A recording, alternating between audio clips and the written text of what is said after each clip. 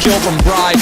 Flies up the stairs. His teammates should be able to trade this. It's just an Getting into 3K with an and he's got the stubby out. He gets 4. What in God's green earth just happened? As Resync goes into the default plant by Tetris. No more C4 anymore from the Malusi, so he's gonna have to go drive, and he gets food. What? Both these attackers rather low. There it is, but Twizzler was actually picked up in time. 12 seconds left. Vivid still needs this 4th kill. There it is through the wall. After's just getting the bomb down. He doesn't care, but the impact downs him. They have to go for these kills with 3 seconds left. Silent lands the pre-fire. Nobody can kill him in time. The ace from Silent. The 1v3, 2 for Mystic now, and we're 4-3, almost tied up.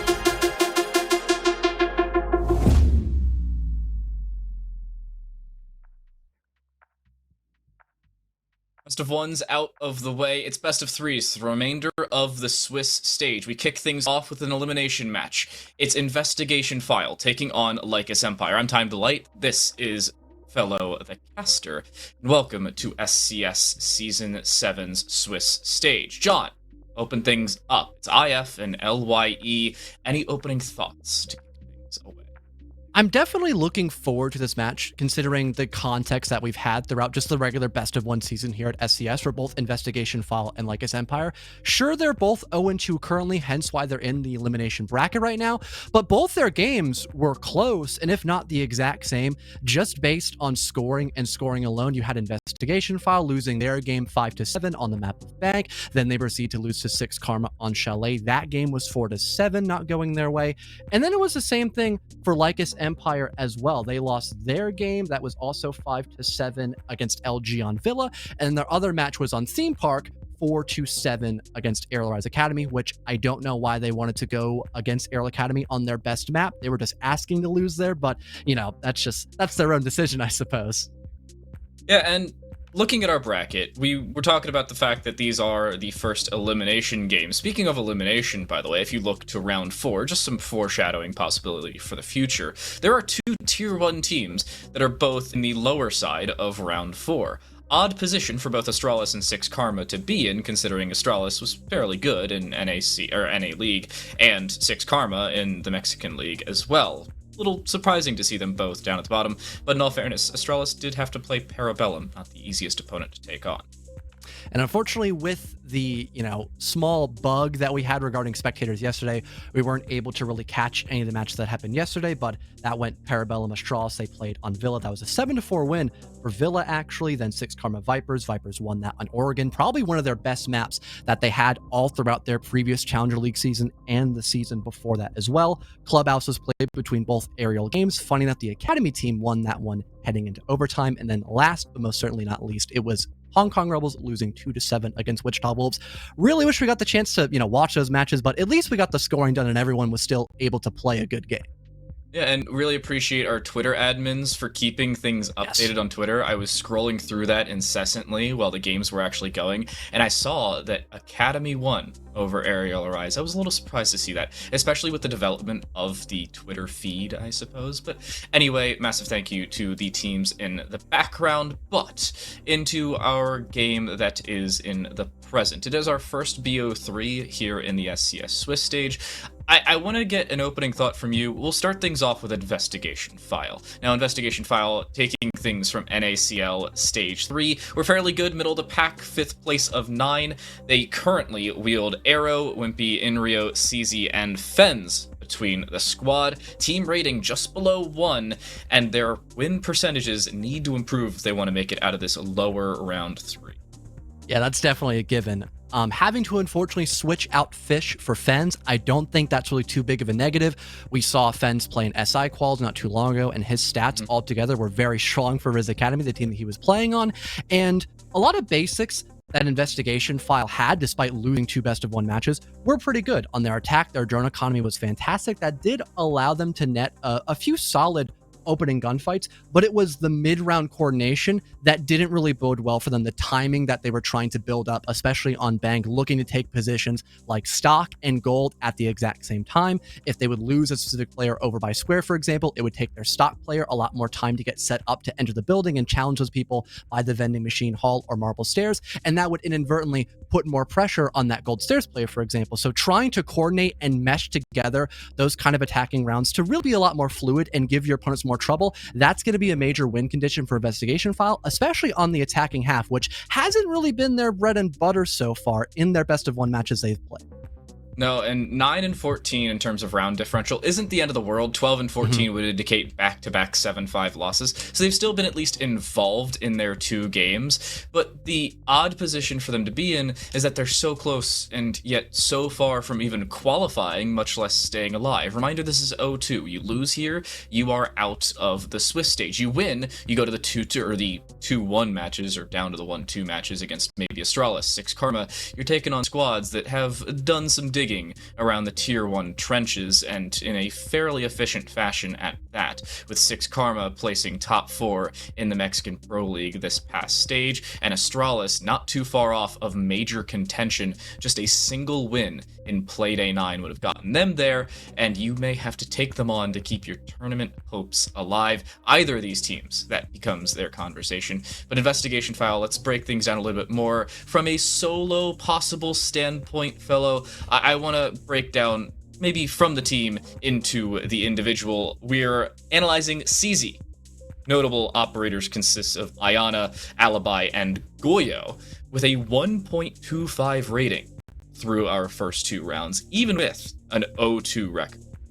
And it does make sense. I mean, you look at his entry stat line altogether, that's 7-2. Again, the info game and general drone economy in the early round has been fairly good for Investigation File as a whole, and that definitely correlates with your first couple of impact players like CZ or even Fish from time to time as well, just getting in the building, taking an isolated 1-for-1 gunfight, not only on the attack, but the defense as well, having those default cameras and being in a good position to be that first contact. That's going to allow you to have a good start at the beginning, but during the mid-round, if something gets a bit choppy and Investigation File are not allowed to reset properly, that's where they get into some really rough waters. Well, we've broken down a team and an extra individual over top of it. Let's move on to their opponents. It's Lycus Empire on the opposing side. They currently wield the roster consisting of Candles, Cryptics, Ozone, Aggro, and Woos. A notable player for me specifically on this team is Aggro, who used to be part of the Mystic organization, really big part of that, and then just kind of dropped a little bit and has come back with a vengeance into the T3/low T2 scene. Unfortunately, the Lycus Empire attacking win percentage, not so much. 18% in that one. Not the greatest stat. And altogether, the main reason for Lycus Empire's success on the defensive half, not so much the offensive side, has been just from getting the element of surprise against their opponents. You take a look at their Luminosity match on Villa, they were just taking gunfights that LG were flat out just not ready for in certain positions. Like you see them getting a master overclear and they start opening up that triple wall. You expect those players by trophy and stat to start falling away, maybe going somewhere a little more passive, but no, you have people like Candle who just swing the bricks doorway, get a kill, and then they retreat, and that automatically starts building that forward momentum going the way of Lycus Empire. And it was kind of the same thing on Theme Park as well against Aerial Academy that ended up leading them to that 3-on-3 half. But when you go on their attacking half, for example, they are just completely flustered in terms of looking for not just the opening entry, because they were still pretty solid at doing that from time to time, but trying to clear out those power positions. We go back into, Villa, for example, against LG, you'd have an Azami over by Master, and despite having 2 people with sets of grenades, having utility as well with stuns to burn out maybe ADSs or magnets near that area, you have people just flat out not using utility or just not being in the right place to bring out those grenades to get the Kibas. So when they try to hop in the building, they're still at a major disadvantage when taking those gunfights. So a big thing for Lycus Empire is actually using their utility to help enable the rest of their teammates to get those kills, not just their entry players, because those guys are just completely fine so far in terms of statistics. It's importance around real estate and team cohesion around utility as well. And that hasn't been as much of a focal point, especially for the attacking side of this Lycus Empire squad. Their defense has been pretty good in holding down those power positions in terms of real estate, but not so much for their attack when it comes to clearing those spots out. And they just cannot take spots, nor full rooms or sides of the map, and inevitably can't even get on towards the site to try and play objective, much less play for kills. That's a main issue the team has been falling into. But one issue they haven't had is the individual play. It seems like that stats-wise, Lycus Empire is much better than the team stats indicate, and especially looking up against Investigation File, this could play into their favor as we move on. Yeah, we'll take a look at that quick, I suppose, player MVP for Lycus Empire as well. Really, this could go to anybody, but more specifically, we wanted to give this to Candle, as he was the main person who was that first line of either attack or that defensive half, where he'd be the one getting aggressive, looking for those double kills, trying to find one elimination before eventually retreating on that main roam. But anybody on the side of Lycus Empire can fit that role. You talked about Algor a lot. I, funny enough, have known him since the Xbox days, so he's always been a consistent player since that point of competition. But Woos, when I got the chance to cast him in Challenger League, he was a fantastic player. Same thing with Candle, not in CL, but just in general, getting to watch him over time. Really, anyone on the side of Lycus Empire can gun when needed to, but Candle has been the most obvious person for that moniker. And it seems like a similar situation between the two teams as well, where individual play can certainly come into the fray, but it's not something that you want or need to focus on as a team. Yeah, it's nice to have a standout player every so often, but when you have that team play that's more consistent, that's when it leads you to more consistent results. A brief reminder, both of these teams were both barely knocked out from that 0-0 and 0-1 bracket to now head into an elimination best of 3. They were ever so close twice. And sometimes individual play can get you through that, but if you have a little bit more team play set around utility, and especially for the Lycus Empire attack real estate, then you may be able to flourish a little bit better. I'm really looking for Lycus Empire's attack to improve as we move into our 3 maps of play. That's the big question. Where exactly are we heading to for this best of 3 series? I could imagine it would just be a lot of comfort picks between both Investigation File and Lycus Empire. I mean, that's the obvious thing to say, but going to maps like Villa, Lycus Empire, and IF have a lot of experience on both those maps, so that'd be a pretty good decider to even things out. And then maybe going somewhere where you have a little bit more personal preference, having both Bank and Chalet in play, with, I believe it was Lycus Empire selecting Bank and then IF picking Chalet for map number 2. That makes complete sense. Investigation File have a lot of experience playing on Chalet, not only in SCS, but also during their regular stages of Challenger League. And then for Bank, although we haven't seen the regular season in terms of Bank selection for Lycus Empire a lot, I believe they played it for pretty frequently in quals. They did, and a big note for both of these teams is they have played both of these opening maps through not only quals, but for Investigation File CL Stage 3, Villa being the decider, as you noted earlier. A little bit of omniscience from you there, Jonathan. But the question, especially for these teams, is can you take previous results and move that into current outcomes? We'll start off where we start off, with Bank. And especially for Investigation File, they haven't played it as of late. They did not play it for the entirety of Challenger League Stage 3. That could be a little bit of a red flag should they move forward. But on the other side of that, Lycus Empire looked pretty good on Bank. They played it once during the open qualifier and once during closed. They won Bank 7-0 over 75ers in round 1. Now again, it's open qualifiers, it's the 75ers, but it's still a 7-0 victory. That at least has to amount for something. They did not give a round over. Into quals, however, this is where they played for power. They beat Stay Safe S2 Esports 7-5 on Bank in closed. Albeit it was qualifiers, but still an important conversation. And still, that just shows you are willing to go to the map of Bank when it matters most, right? You don't have a lot of room for error in qualifiers, so you want to go to what you prefer most. We'll take a look at the predictions really quickly as well to see who exactly thinks is going to win this best 3 matchup. Again, I talked about the closeness of it, and I definitely think that correlates with how many people are still looking to cut against the grain and maybe want to vote against Lycus Empire or vote with Lycus Empire part rather than against. But still, it seems like one half is leaning more towards the other here, Dan. Yeah, I'm actually agreeing with you and the predominant part of our prediction squad of talent, by the way. I'm not on here, but I also picked Investigation File. I do want to give a note to our production team. If we could just make sure that Klimps cannot vote anymore and just keeps 69%, that would be outstanding. just have to. Please and thank you. Can't really fault you for that. Also, funny enough, having Golem as like the bottom prediction rate when he is from EU. I just always got a good chuckle out of that. Yeah, he's gonna have to hold the L, not only from where he originates from, but also his prediction rate just barely stagnating at 50%. But he said it. We talked about. He said it. Talked about the closeness of. Yeah, I called him out for being British. I know. Fat L for Golem. But anyways.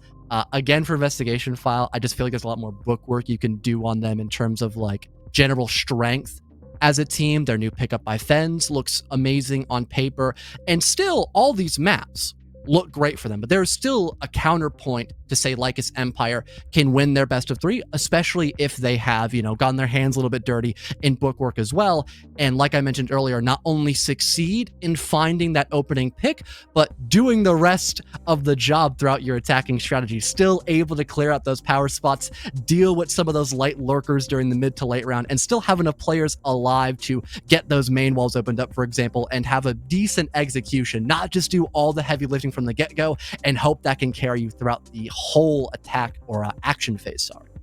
And 2 green flags here for Lycus Empires. Number 1, they're going to bank, of which they've had positive results on as of late, and Investigation File has not played lately. The other one is that they are starting on the defensive side. Investigation File had side decision and chose the attack. Now, a brief reminder for all of you who didn't pay attention to the statistics when we had the Lycus Empire roster screen up, they have an 18% win rate on the attacking side. For all of you who may not be statisticians or mathematicians, there's an adjective that describes that. It's bad. Very, very bad. They win 2 of every 10 attacking rounds.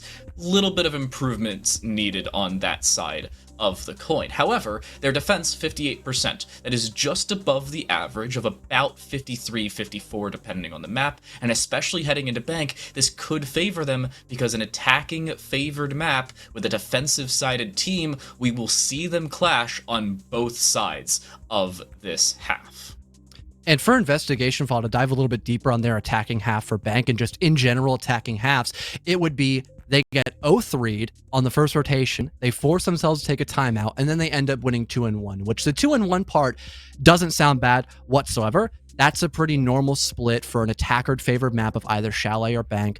But the 0-3 beforehand, that's obviously the more concerning part. And it's that, again, general lack of adaptability in certain positions and also just not being able to coordinate/time everything to a perfect T. They get the right idea of what they want to do. Let's take a look at, the basement floor bomb site, for example. You want to go top to bottom. There's no roamers there. It's a fairly fast clear. You get the hatches opened up. You get somebody's server. That's fantastic. But then when you're right about to execute, there's someone playing over by garage door, for example, but they don't have anybody lurking late round to adapt, go to that position to make sure there's less pressure being put on the person trying to get that plant down, which is more or less the win condition when you're trying to execute in that basement floor bomb site. After the timeout, and once we saw that basement floor bomb site in play against IF, they were able to correctly change things up, get fish to go on that lurking garage, and it completely changed the ball game for Investigation File, winning them the round and having them look at least a little bit stronger on paper. So if we can see that adaptability there, but at a much faster rate before we see that 0-3 stat line for IF, this could be a pretty good map voting for them, despite having, this be their opponent's map pick. And another thing I want to touch on briefly, the Montaigne ban makes perfect sense because when RTV brought that out against IF, they did not know what to do. They were completely flustered and they let Mr. B walk all over them with that single pick. Well, Solus also banned. That means that Investigation File is soulless, at least in terms of fun. They don't want to have any on this map. Cade will be the final on the defensive side, so no Electro Claws played.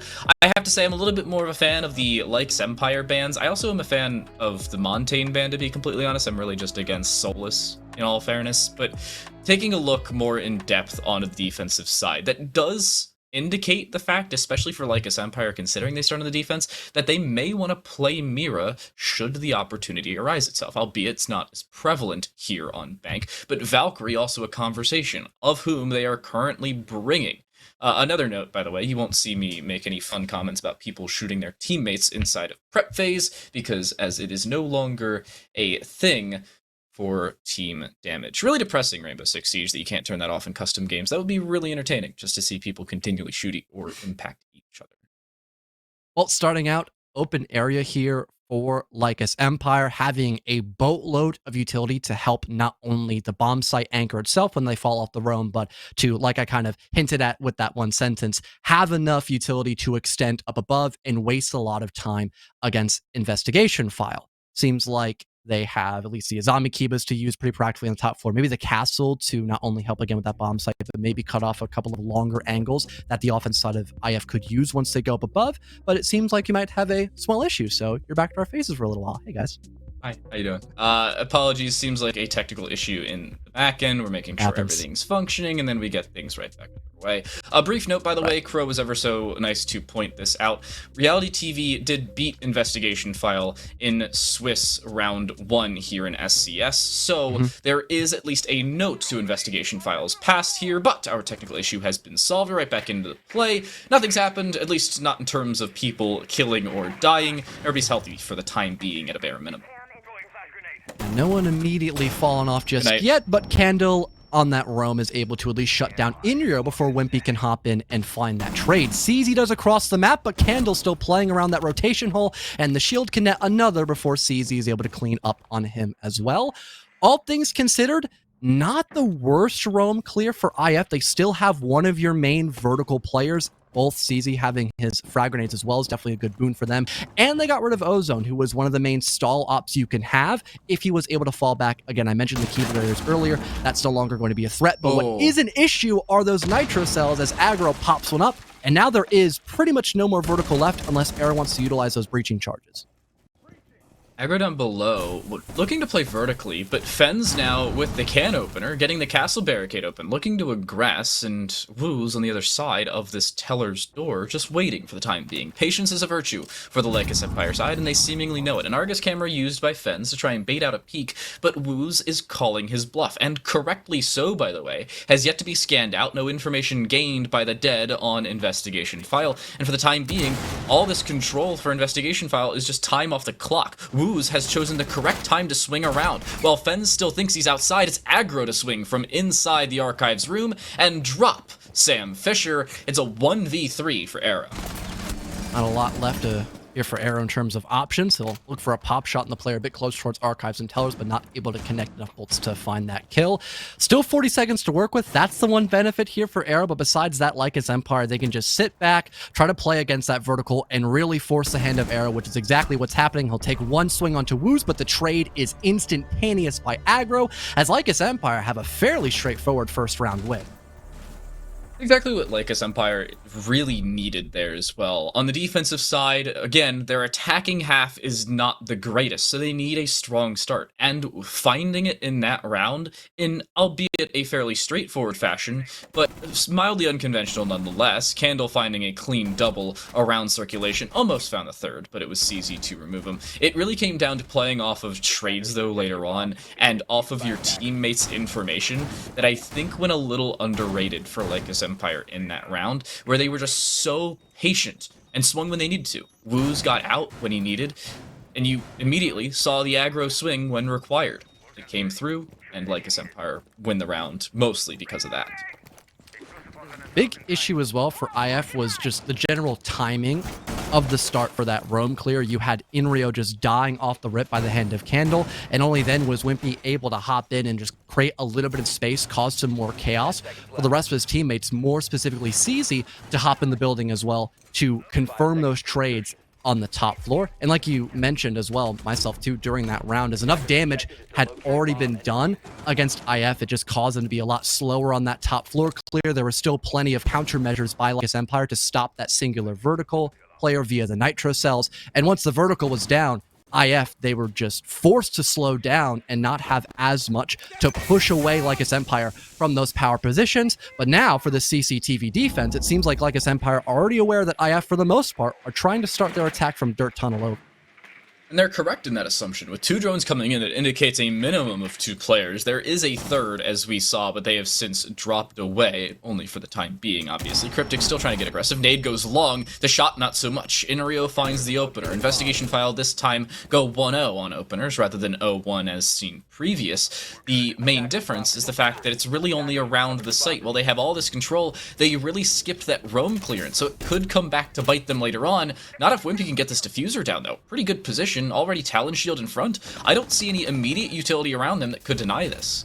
Still a couple C4s available for the side of Lycus Empire. Nice kill onto Fens. That 0 now gone. Maybe a flank could happen for Lycus Empire. Wimpy getting on that plant, but just backs off at the right time. A lot of HP lost, but he's still alive to redeploy a new Talon Shield, and his teammates are providing fantastic coverage. Wimpy having all the time and all the room in the world to get that defuse down, and IF, a direct take, will work like a charm as they now equalize us.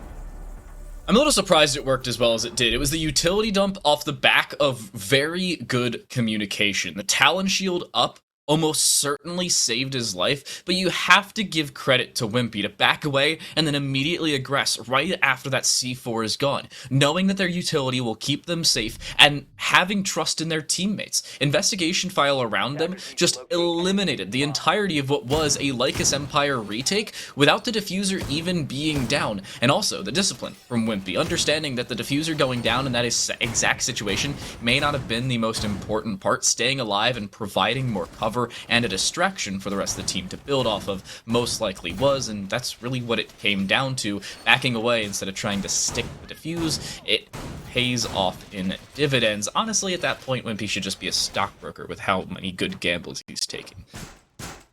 CO now in play for Lycus Empire.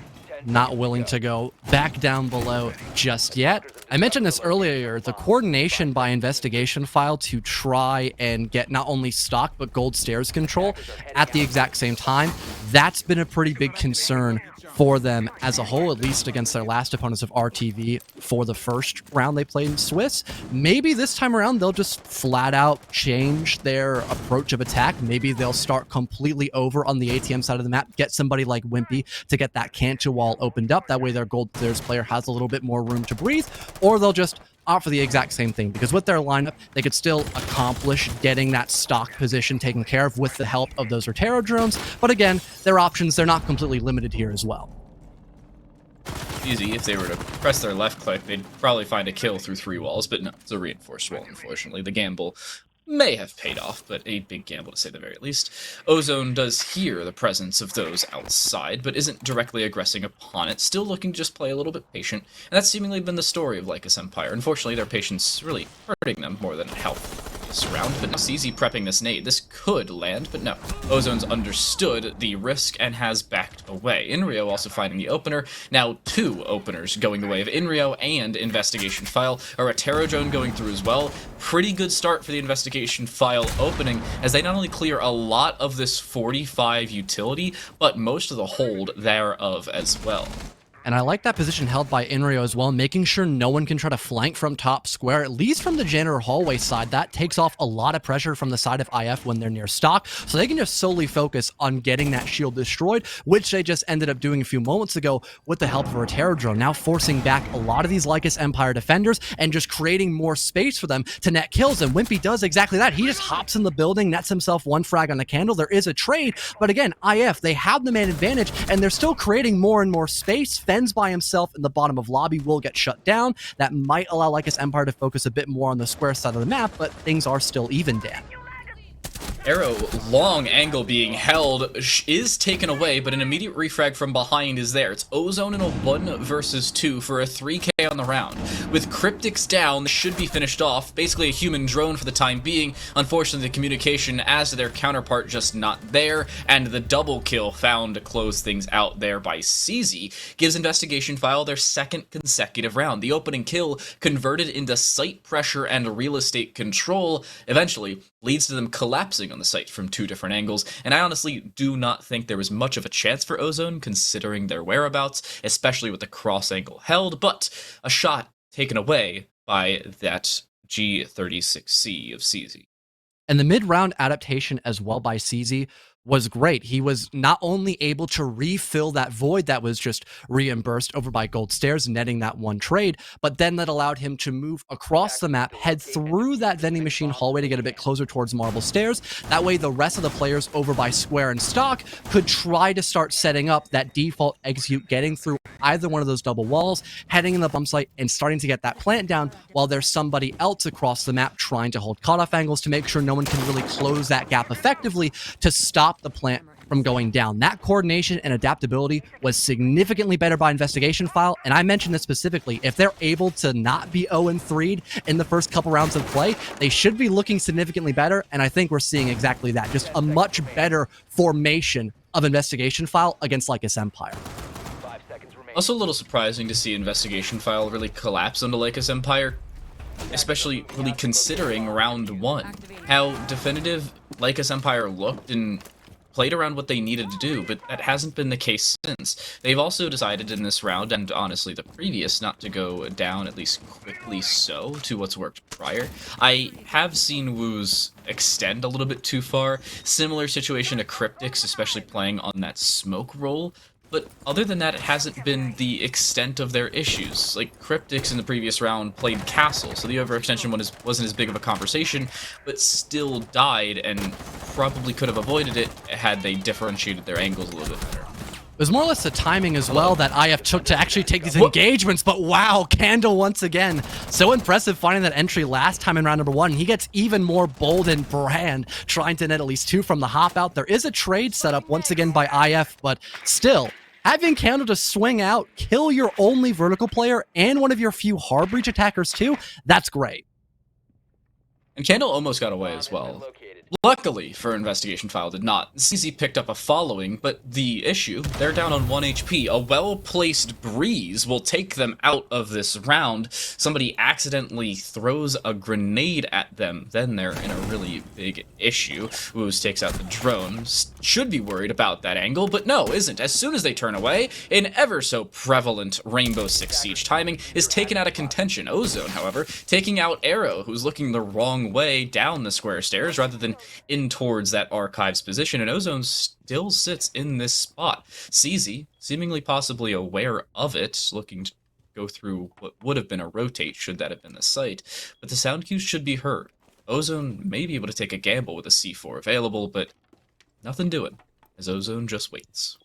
Investigation File still having plenty of time to gather that info and really try to coordinate this execute. Still 2 grenades in pockets, and there goes that info game established by Fens. He yellow pings Ozone, now forced to fall away a little bit closer towards Square to maybe retreat down the blue staircase, and seems like Fens getting even closer, trying to close in that gap against the Valkyrie, now played at the top of the Square stairwell, seems to win that altercation against the Twitch. Now it's only CZ, desperately low on HP, and really limited on options as he's now by himself.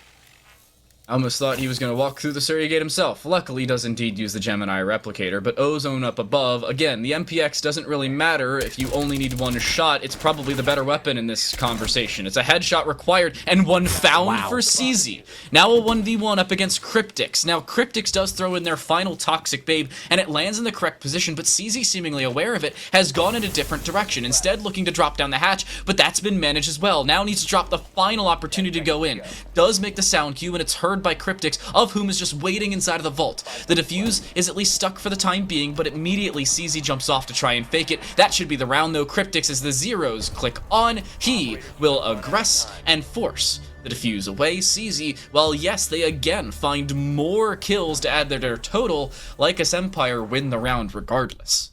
And Ozone in particular, not stagnating and instead just trying to rotate into a very odd position, making sure that info gets dried up by Investigation File. That was the correct call to make. And also, whether he had info there was a guy blue or not, forcing both attackers to basically be isolated depending on who he wanted to challenge, that was the correct call. He could just completely look at Fens and Fens alone, take that 1-for-1, and now really force the hand of CZ in that 1v2. But again, the information and coordination done by IF in that 2v2 was also not bad. The second Fens got info that there was a guy inside of Archives, you had both CZ and the Twitch trying to group up together and square to slowly take care of that first obstacle so then they could both look down in the bomb site and try to get that sledge in a 2v1 position. But again, with Ozo finding one kill and CZ being desperately low on time and HP, it was just a very tricky situation to come back from, and Lycus Empire took full advantage of. Still too close for comfort for Lycus Empire. That is a round, not you want back, but you want to win a little bit more cleanly. And, well, yeah, winning a round in terms of extremity doesn't really matter between it. This isn't Valorant or Counter-Strike where an economy matters, but you still have the conversation around momentum and team trust. If you win a round flawlessly, your team morale is going to be significantly higher than if it's down to a 1v1 that you gave away 2 picks in. And sometimes that conversation does become a reality. Now, Lycus Empire are going down to the first site they did indeed win, picking up open area and kitchen once more. I like this decision. Go back to what's worked. It's one of 2 opportunities to do so between the rest of the half. But right now, you've a VIP to shut down. And his name's CZ, and I don't think he's done quite yet.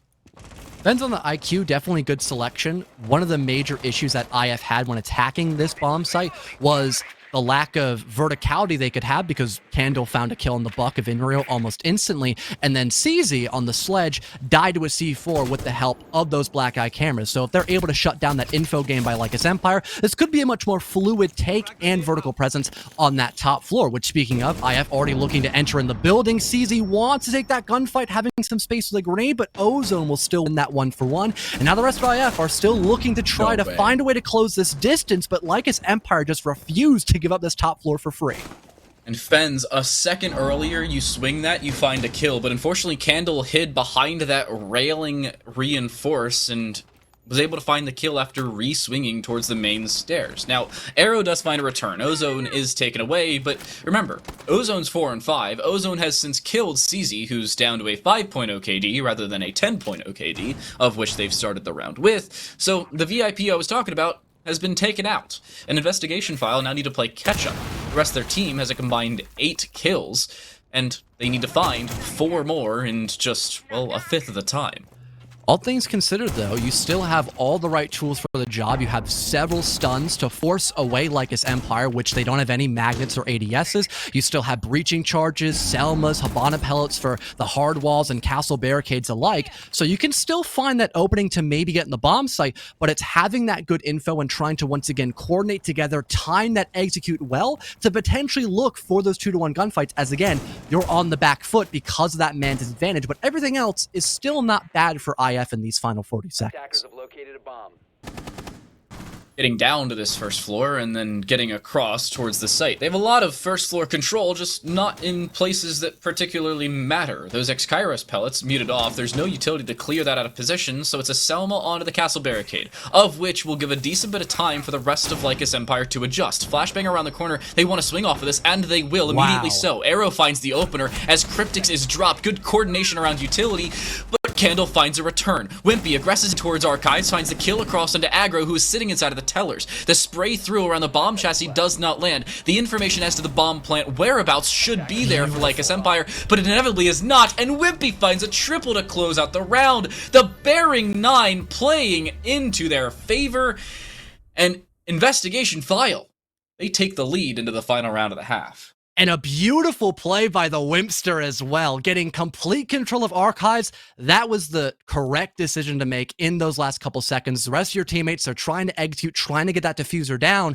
And one of the major ways you can help enable your teammates to get that plant down behind the half wall safely is having that cutoff angle with the rotation that leads into Archives from admin. You can have complete control of the bomb site just by sitting there. So Wimpy rotating around into that position on the map, finding that first kill, and then getting aggressive inside of admin office was the perfect remedy to make sure IF could win that round, again, despite having a man disadvantage and only a handful of options to get into the bomb site. We saw the mute jammers denying the quad wall being opened up, so they make do by breaking that castle barricade by still having some Selma charges. They instantly enter the bomb site, and again, Wimpy picks the right place and the right time to get aggressive and look for kills.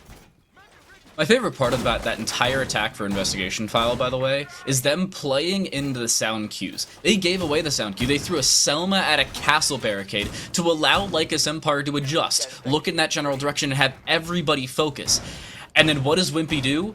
Go somewhere else. And it works out perfectly. Everybody with their heads turned, albeit the correct way for the information given over, just did not notice that Wimpy could come from a different direction. That different direction, obviously, being the archives rotate in towards the admin desk and really finding a few kills off the back of it, favoring, in the end, Investigation File. The final few kills, to be specific, go Wimpy's way. And I have to say, I'm a little surprised in the way in which Investigation File decided to aggress later on in that round, but I have to say I'm pleasantly surprised.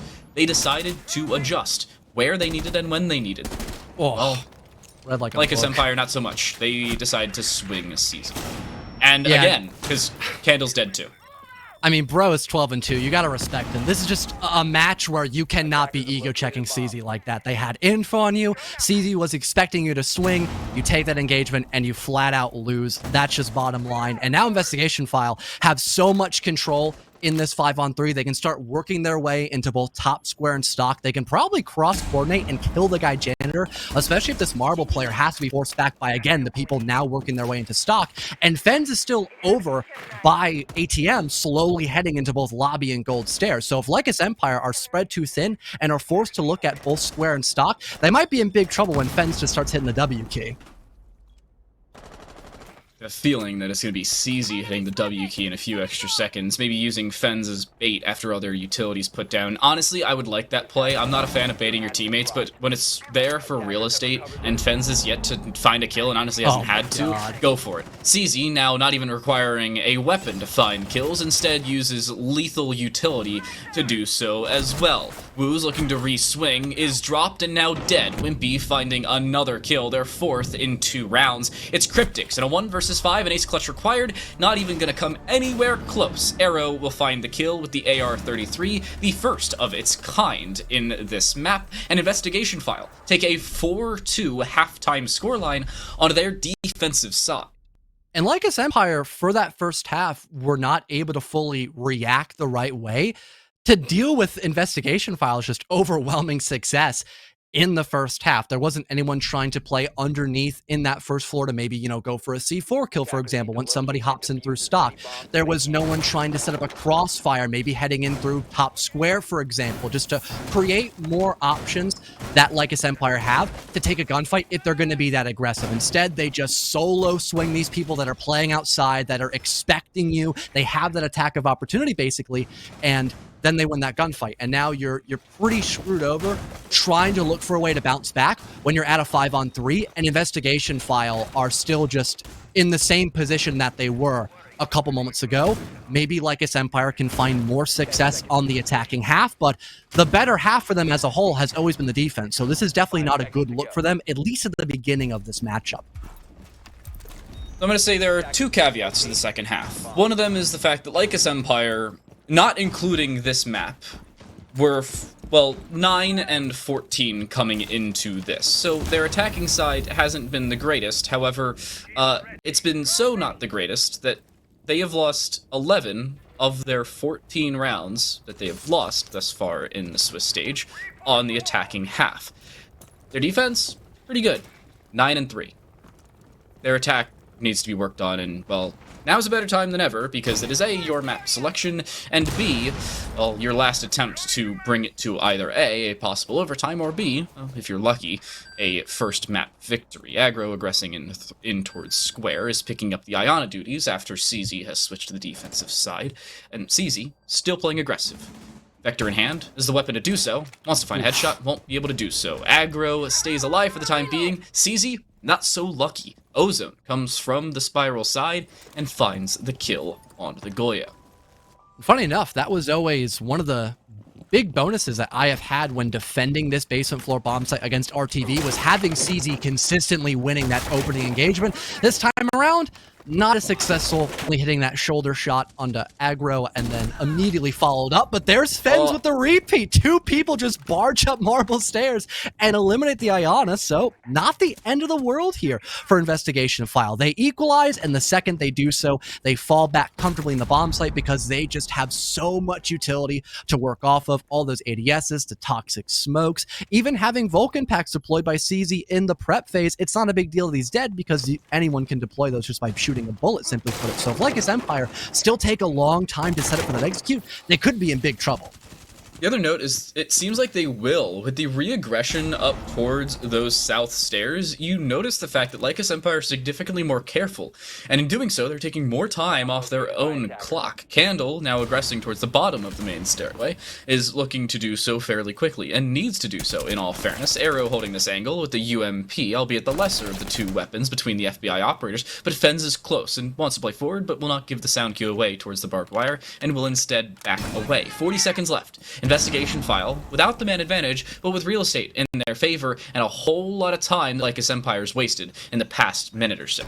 30 seconds and still all your toxic babes available. Inrio just popping one and now two instantaneously. This is a great spot for Investigation File, so long as they can keep numbers up. Cryptics, though, just find a very important gunfight against Wimpy, but Fens returns the favor, still playing lower of bottom marble stairs. And now the hatch over by Vault is being opened up last second. It might just be a Hail Mary attempt, but Arrow is expecting this. He's looking at the Vault entrance hatch, waiting for the drop-down, spots the Habana in the sledge, but can't hit a single shot. Fens being dropped as well by Cryptics, and here comes the barge in, but there's simply no time left. Investigation burn away the clock and take the round win. What? What is Lycus Empire doing in the last minute and 10 seconds? They had a minute 30 with nobody on the first floor, and yet they take a calendar year with a leap day just to make sure that they can clear out that first floor. A little bit too long on that first floor clear, to be completely honest with you, and a little bit of indecisiveness, to be completely honest as well. Wu's the one there trying to play aggressive as the Habana, and then decides, well, actually, there's like 30 seconds left. Why don't I start opening up hatches? What? There was 15 seconds and he just started opening the vault hatch. I'm sorry. You have just wasted too much time. Pick a different entryway. There's like 7 of them. Trust me, I watched you open 3. I think the reason why it took them so long to get the vault hatch opened up is because that wasn't going to be their initial point of attack for the execute.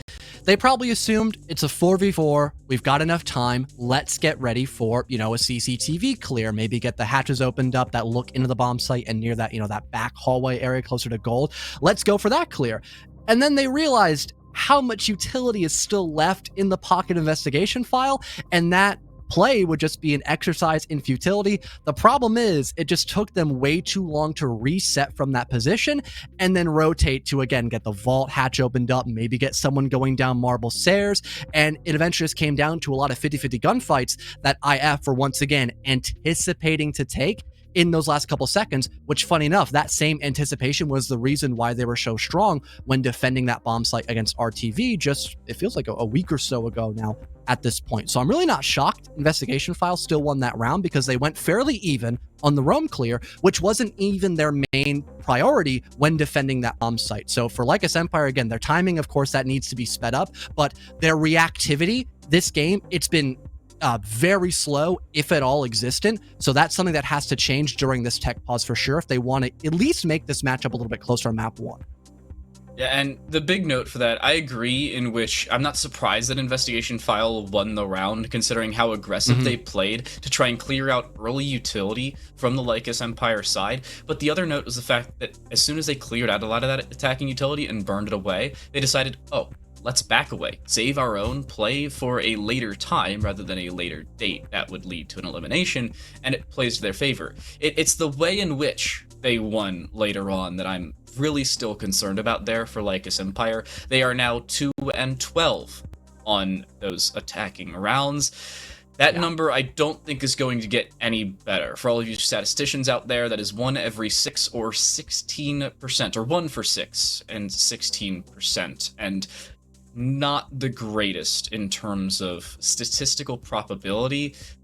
I know stats don't tell the full story, but when you have this much of a sample size and consistent lower end results on one side versus the other, this is where you need to start drawing, hey, let's focus less on our defensive holds. While, yeah, we still lost 4-2, we need to not lose 7-2 when the second half comes around.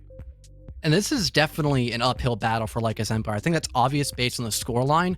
But again, given the context of what we have information-wise, one of the bigger struggles for Investigation File on their defensive half was just flat out the CEO bomb site.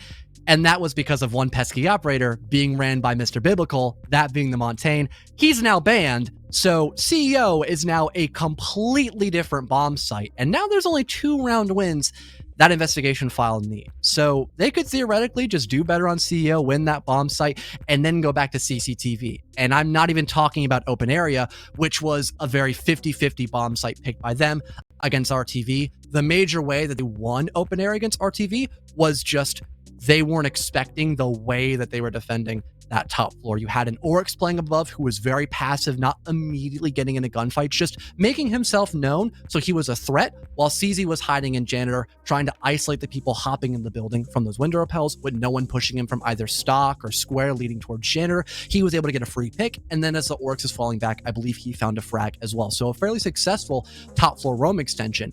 And in general, with the coordination that we've seen so far by Lycus Empire on their roam clears, it hasn't been horrible, but it's nothing over the top. They killed one guy who was by himself on the top floor when they had everyone focusing on that area of the map.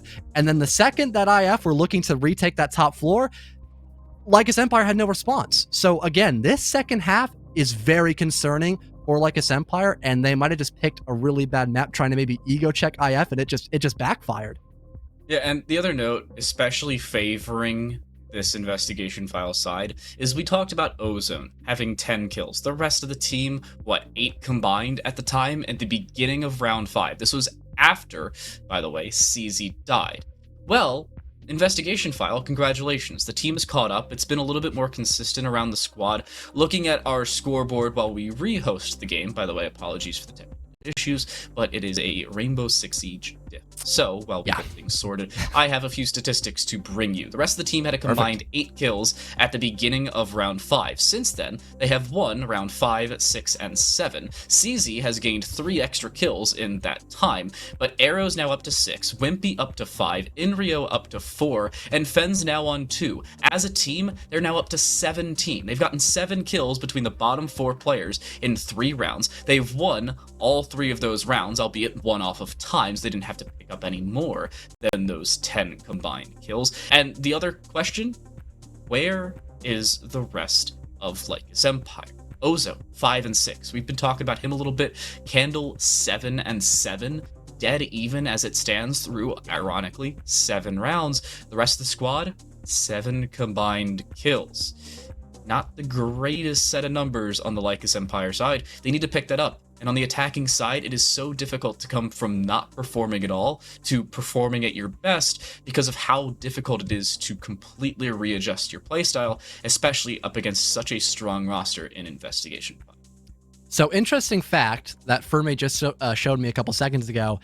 We literally cannot ban Solus as an operator. It's not an option in the rehost feature when you're going back and changing all the new settings. So I guess we're going to do just a code of honor. You can't play Solus, and that's that. So hopefully Solus does not get banned maybe next map so we don't run into this issue. But even if Solus is, I'm sure both Investigation File and Lycus Empire are not going to cheese it out and just go an operator that's banned. That'd probably get them into some trouble. So I think they'll know better. But just a really goofy thing to talk about while we've got some extra downtime, since we've already bored you with a bunch of stats and color, caster talk, blah blah blah. Who really cares? Funny R6 bug, because R6 is filled with bugs. This being one of them. Curious as to what it looks like, by the way. Here you go. Congratulations, you now see it. Solus is supposed to be right there. Yeah, next to a zombie, Solus and it's just not there. Nice. That's interesting. We love Rainbow Six Siege. Fun game. I thoroughly enjoy it. I'm going to say I enjoy casting it and not lie straight through my teeth. Lycus Empire attack needs to be better. Brief reminder on statistics I brought up all of about 5 minutes ago. They were 2-11 on attacking rounds coming into this. They are now 2-12. They have lost the predominant part of their 15 rounds lost, or up to, I suppose, at this 17, 18 rounds lost, because I can do math. However many rounds lost they have, 12 of them have been on their attacking side. This is almost the exact same composition that Investigation File ran when playing against RTV. So I could imagine the player who I mentioned earlier, Malusi, that being CZ, he's going to be up in Janitor. Wimpy's probably a bit closer towards Banana. If he wants to get aggressive, he can. But those are the two main lines of defense here for Investigation File for this top floor denial. Maybe they're going to have someone playing above as well, but right now, Arrow, the least he is going to do is just setting up Valkyrie cameras for this top floor and maybe having someone, you know, shot call saying, okay, they're pushing in from this side of the map, set up to counteract that here and here, blah, blah, blah. You know, the usual stuff for information for the defensive half. Interested to see how Lycus Empire want to try to go into that extension on the top floor. I would assume just the regular way, since Ozone is starting out from those window repels, and you've got some people up on the roof as well, maybe for cutoff angles when people try to fall away, and also a guy heading over towards square. The biggest thing that Lycus Empire would probably like to do off the rip is just isolate the guy Janner so they can safely hop into the building from those window repels and then try to force away Wimpy because he has no one to help assist. And I think that's what Lycus Empire is starting right now, getting those back walls opened up towards top square. Yeah, but CZ's trying to play a very complex game of whack-a-mole. Wimpy will instead play a very non-complex game of kill the candle, and apparently his fire has been put out. Aggro re-aggressing, Wimpy looking the wrong way, so a refrag is found as to the pre-round aggressor. But still, Aggro is alive and kicking for the time being. Yellow ping's there, CZ trying to bait him in, but Fens misses the shot. Enrio, however, with a C4, not so much. Fens there with some help from below, and explosive help at that, both metaphorical and physical, gives Investigation File that, once more, man advantage. The best thing about Wimpy right now, having a Valkyrie on his team, is that he can just sit on cams and actively con the rest of his teammates how that top floor clear is looking out and what they can maybe capitalize on if Lycus Empire just get a bit too tunnel visioned working on that vertical. Sure, they have Woos with those Argus cameras to maybe set up a flank watch, but depending on where Woos started on the map, there might be one or two areas that just currently don't have a lot of information to help out Lycus Empire. So Investigation File, depending on how they play their cards, they could maybe get away with a major play during this late round, or because they have that man advantage, they could just be a little more passive and again, just wait for Lycus Empire to make that first move with only 50 seconds left in their time pool. Fens is still just waiting around open area though, and honestly, there hasn't been a whole lot of information gain on this side of the map for Lycus Empire. You've cleared out a lot of this first floor roam. The entirety of the second floor is clear for them, but I'm feeling like it's a similar situation as to that of the previous. Hurry up and wait. They've done very little in the last 20 seconds or so in terms of attempting to find kills. As soon as Wimpy died, they seemingly stalled out, and now as they need to aggress, they're just not doing so. Again, you'll see a complex game of whack-a-mole played, but instead, it's a C4 once more finding a kill. Arrow with the second for the team thus far. Woos wants to aggress, but sound cues come through whether you're walking, running, or just looking in a different direction. Woos will look to swing, but there's a clothesline waiting for them on the other side of this corner, and it'll come through as the M590 drops Woos. CZ will drop Cryptics, and Investigation File will find map point here on Bank.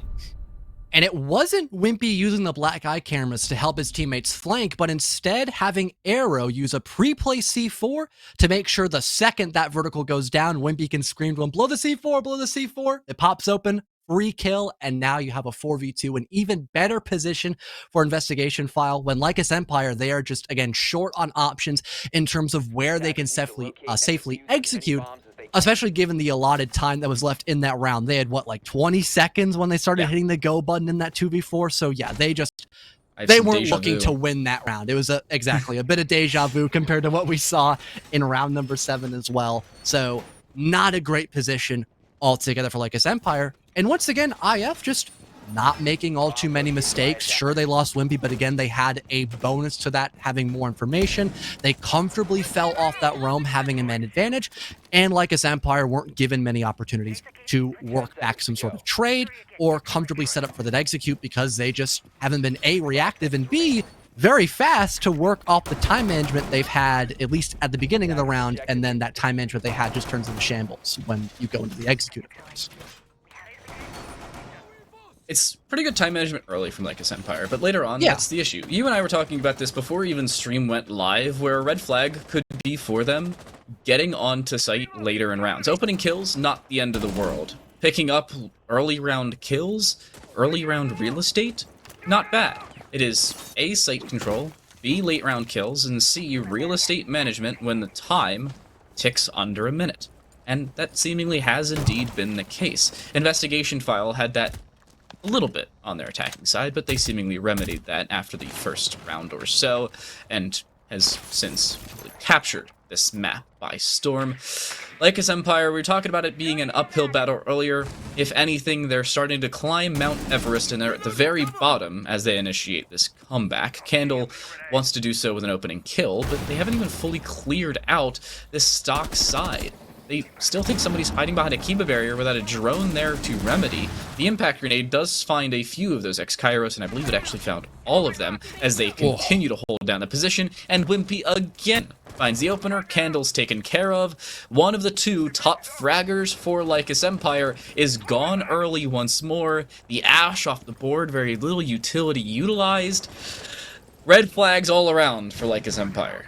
Just on the outside looking in, literally and figuratively as well for Lycus Empire. They haven't even entered the building up until now, and Whitby just barges back up the square staircase. That's your case player gone and your only hard breacher. CZ will shut down aggro as well, and Cryptix, in a last-ditch attempt, will maybe try to work his way up gold stairs, but there's info on the man. He still wins the first gunfight, but again, everyone else is now aware as to where Cryptix is playing at. But what a great transition on an Inrio. Things become a little bit better for the Zero, but it's only a matter of time before somebody refrags that player up by gold stairs, and now that leaves just Wooz, the last one standing, and he doesn't even expect the hop out, done by the Wimster. Once again, a buddy ace for both the Wawai and Valkyrie, and a map win for Investigation File. A clean one at that to close out map 1. They ever so cleanly do so. The one red flag later on was the swing onto the Zero, but I suppose it was just third time's the charm. Lycus Empire attacks just honestly look like a bad dating profile. Red flag, red flag, red flag, red flag. Issue, issue, issue. Potential issue in the future, and one is current. And honestly, it's not looking good here out either. Map number 2 is not their selection. It is Chalet. Now, their results on Chalet aren't bad by any means. However, it's still a conversation point. They have won Chalet 3 times, all of which in open qualifiers, and twice were against teams that currently reside inside of the Swiss stage, up against Eclectic, or EQV4, and S2 Esports. Both of those ended up victories, albeit narrow victories nonetheless. Well, before, of course, we hop into Chalet, I definitely think everyone needs a well-deserved break. Funny enough, for that break, we've got a quick little interview to go over as well. I believe that's done by Candle R6 on the side of Lycus Empire. So you get to go into a little deep dive to see how exactly he feels in terms of playing the game and a couple other miscellaneous things while we go away for 5 minutes and be back in just a bit. Enjoy the interview, guys.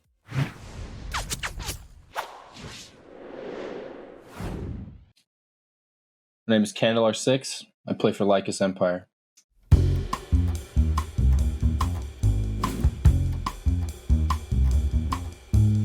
I feel like we'll do pretty well against the CL teams. I think the PL teams are going to be the more difficult ones in the league. One of their weaknesses would be underestimating us, and their strength is definitely the PL teams. They play all day, get paid, so they're on a mission not to be frauds. So.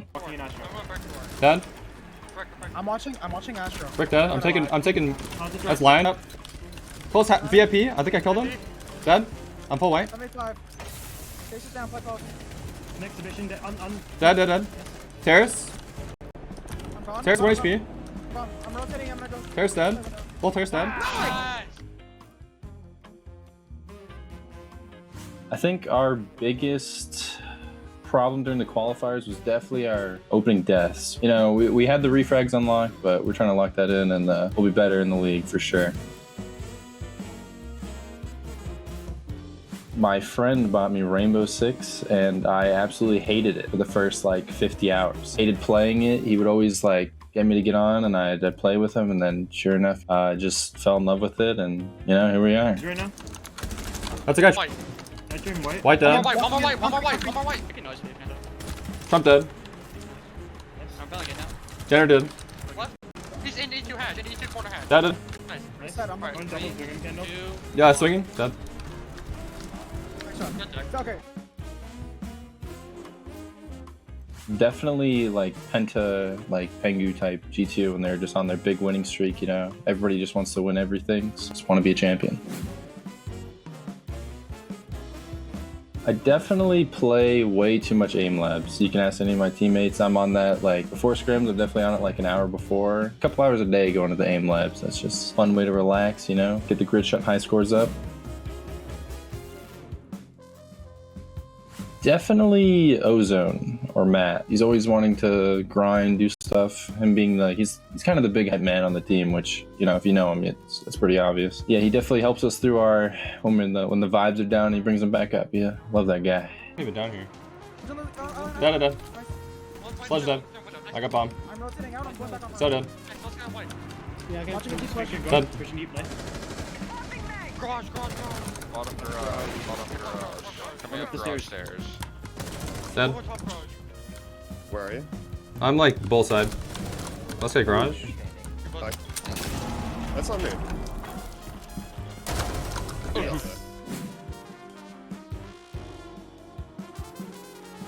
Ozone. He just eats too much Popeyes, man. He's got to eat something different every day. He's always eating Popeyes. I don't know what it is with him in that restaurant, but yeah, he just got to do something different. For me, now this is very specific. I like mint chocolate chip, but it can't be none of that green food coloring in there. It's got to be no green food coloring, and then it's good. If there's green food coloring, that shit's garbage, bro. It's just trash.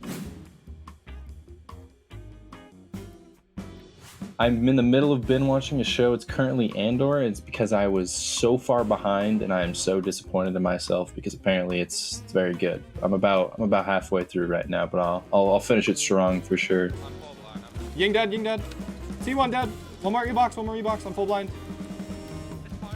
Alright, kill Dunker. They're running in. They're running through the smoke. They're running in Dunker.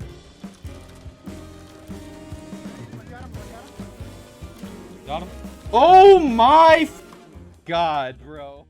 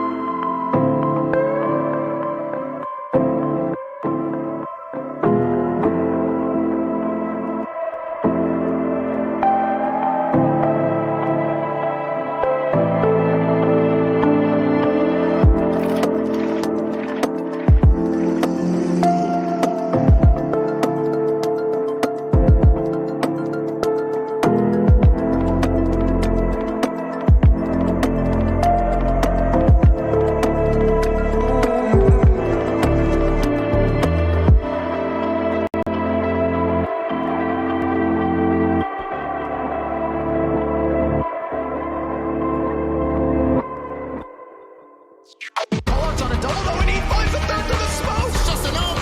Getting into 3K with an ump. With 3 seconds left, Simon lands the pre-fire. Nobody can kill him in time. He clutches it out. What a play from the alibi as the lobby player goes unchecked.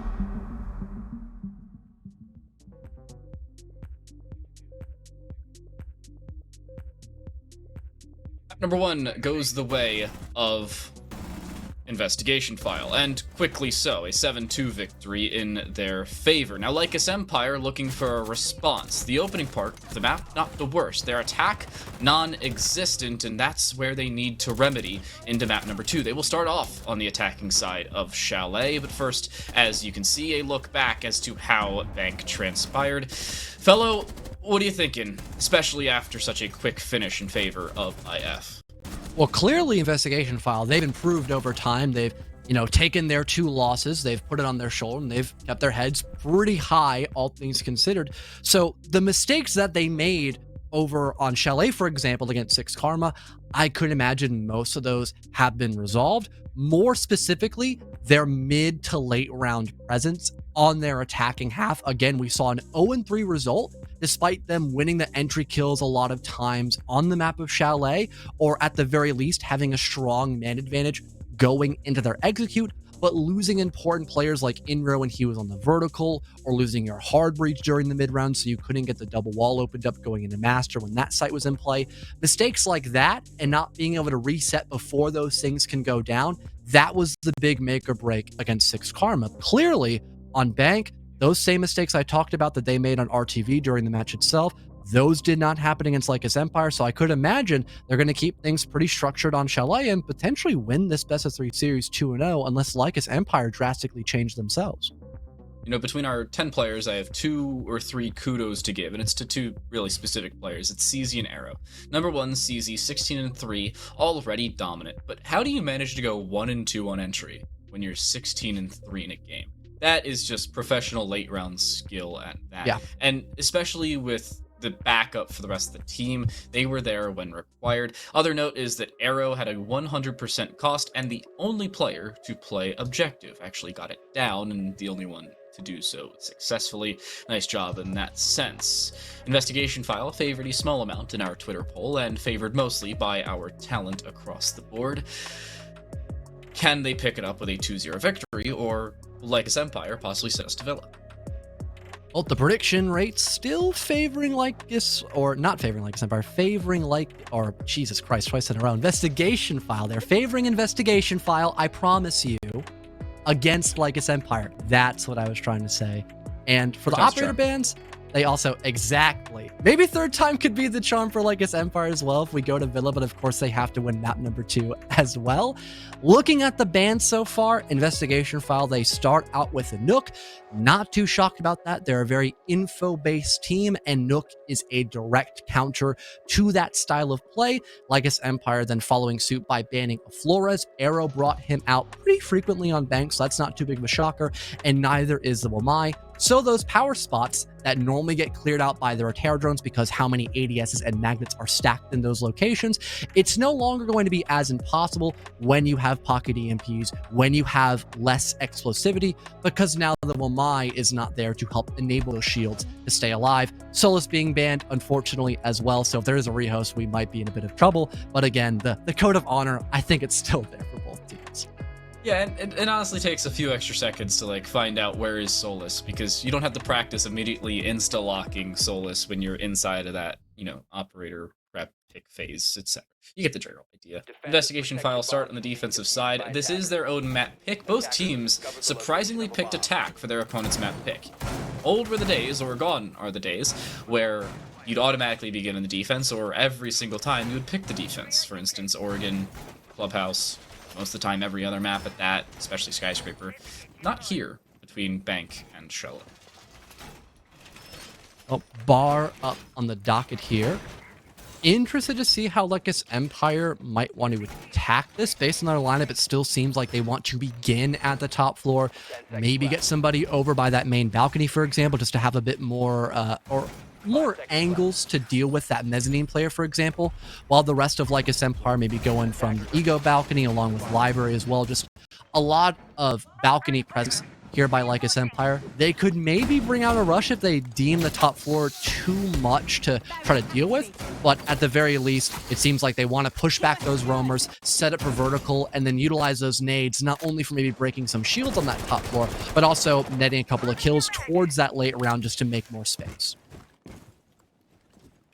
Opening picks are the real focal point for Lycus Empire into our second map. They weren't the worst statistic in the grand scheme of things, especially considering they lost 7-2, but still something that can be improved upon. And improvements need to be there for, again, an attacking side that has since, in the entirety of this SCS Swiss stage, won 4 total rounds. Not the greatest position, or 2 total rounds. They picked up an extra 2 on the defensive side in the previous map. Not the greatest position for them to be in statistically, because again, you need to be able to play on both sides, and they just have yet to do so, or at least have yet to prove they're able to do so. Cryptic's walking in through piano. I believe they're being held by that prone angle, but no, CZ's looking the opposing way with a reinforcement behind them, so safe for the time being, but actually the second wall is soft. Say, at least the Frost is aware someone's over by piano at this point. Just a matter of how effectively can they deal with that intruder inside the building. Nade gets tossed out. Wimpy now trying to potentially evade it, and the ADS just narrowly catches it before it will actually detonate. Woos will score that opening kill, and a second nade now dodged by the Jaeger, still playing at the top of library stairs, potentially looking to fall away just shortly as he doesn't have any more cover or utility to help enable him from that location. Ozone just hopping in the building as well, kills the player over by mezzanine, and now CZ essentially trapped on an island, especially once the Jaeger begins to fall away. Sledgehammer deployed, but CZ just narrowly escapes death for the time being, as Lycus Empire still have the man advantage, and now they've got top floor control as well.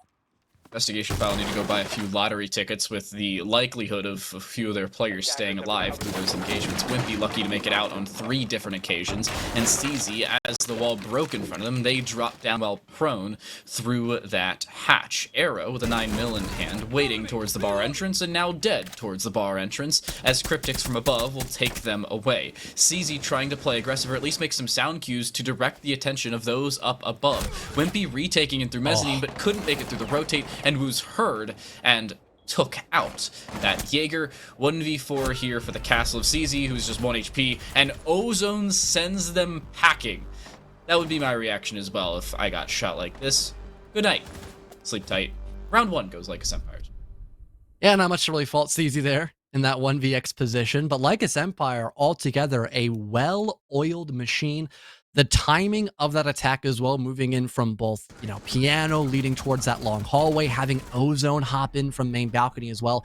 It was just the perfect synergy to force IF to completely retreat and not get a lot of major value from that top floor extension. Sure, you had CZ finding 1 separate kill, but that was the only thing that Investigation File had to their name. And clearly they were set up to have that top floor extension as their main focal point for the round, as once they moved back down below, they didn't have anywhere near as much utility as they did for dealing with people maybe near that ego balcony, for example, or people trying to hop in from mezzanine/library to get into the building proper. So for Lycus Empire to immediately cut the throats of IF for that extension is definitely a big breath of fresh air heading into this first half of Chalet. Well, Lycus Empire impeded by a small amount of technical problems, our aesthetics coming into play for the first time thus far in the series. Now, for the time being, Investigation File are by no means out of this. Again, it's the defensive side of Chalet, so it is attacking favored, but you can still be included in the conversation. I am curious as to see where they're looking to head. Their cursory hover seems to be kitchen dining, so the opposing side of the first floor rather than top or bottom. That seems to be the call for a lot of T2, T3, and T1 teams, to be completely honest with you, but it is really off of preference, and kitchen dining is my personal favorite, and honestly the most defender favored in my eyes. But Investigation File can always flex off of that, and I don't think they're going to do so, especially with sticking on that kitchen dining side. We have figured out that a rehost is required, so a few extra seconds of our technical issues will come back into play. Welcome to Year 7, Season 4. That's what it is. I wouldn't be shocked, though, discussing the game at hand, not so much the bugs built around it. I wouldn't be shocked if Investigation File kind of just put a pin on Barn Gaming and go somewhere else where you're forced to funnel a little bit more for the attacking side. An example could be Dining Room, where you can still put a lot of that utility on the top floor, not have it as your bomb site. But now for Lycus Empire, you have to actively make that decision as to how you're going to diversify your attack. You know, you obviously have trying to work your way from the mezzanine balcony or library side, looking into that back wall towards offices. You've got the piano double door, but do you want to have someone maybe playing on the ego balcony, for example, maybe getting a couple of cutoff angles near bathroom or looking to take a instant gunfight outside for free? Maybe you want to have someone across the map going over towards that master double, solo window, or solar window repel. The list kind of goes on for exterior angles, and it more or less is just personal preference or the general reactivity of what Lycus Empire sees as the bigger fish to try and avoid, and go for the small fry in terms of what Investigation File is looking to extend towards on that top floor. Barn Gaming, sure, it's one of the more preferred sites, but it's been played so many times in competitive, it's a bit of a double-edged sword because everyone now knows how to properly attack and defend that bomb site. It can be quite challenging when you play it a bit more default. Kind of like Clubhouse, period. Yeah. Just the entirety of Clubhouse is basically bar gaming for Chalet. And I think that's also the note that Clubhouse is not included in this conversation for two reasons. Number one, it's not picked by either of these squads. And number two, a lot of the sites really don't favor any team in particular, considering how drilled they are. That seemingly is becoming the master and office site as well, where a lot of teams are trying to pick it on the defensive side, but the more often you pick it, the more often your attacking counterparts have experience and practice on it. Try and break apart your attacks, whether it's you specifically or possibly other teams around the scrimosphere. And that could be a possible problem later on. It's also a lot of the reason that you avoid the top or the bottom floors when you're on the defensive side of Chalet.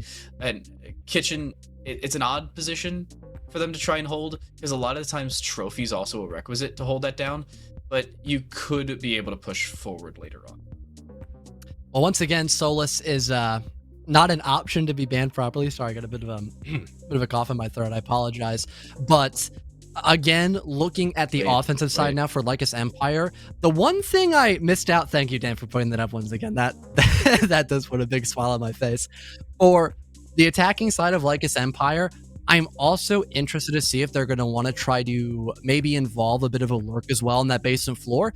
It's pretty common to bring that out even for a dining room attack now, but with the lack of a nook, it could be very difficult to set up that actual lurk without the defenders realizing you're there, either by audio or just some sort of general information with a camera.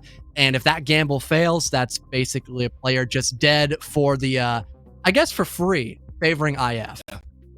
And my favorite thing to do, especially when you come against people who maybe have their attention distracted, is pick Nook into a team that's like on a top floor defense. And you just tell your squad, hey, I'm spawning here. Spawn on the far side of the map closer to the site.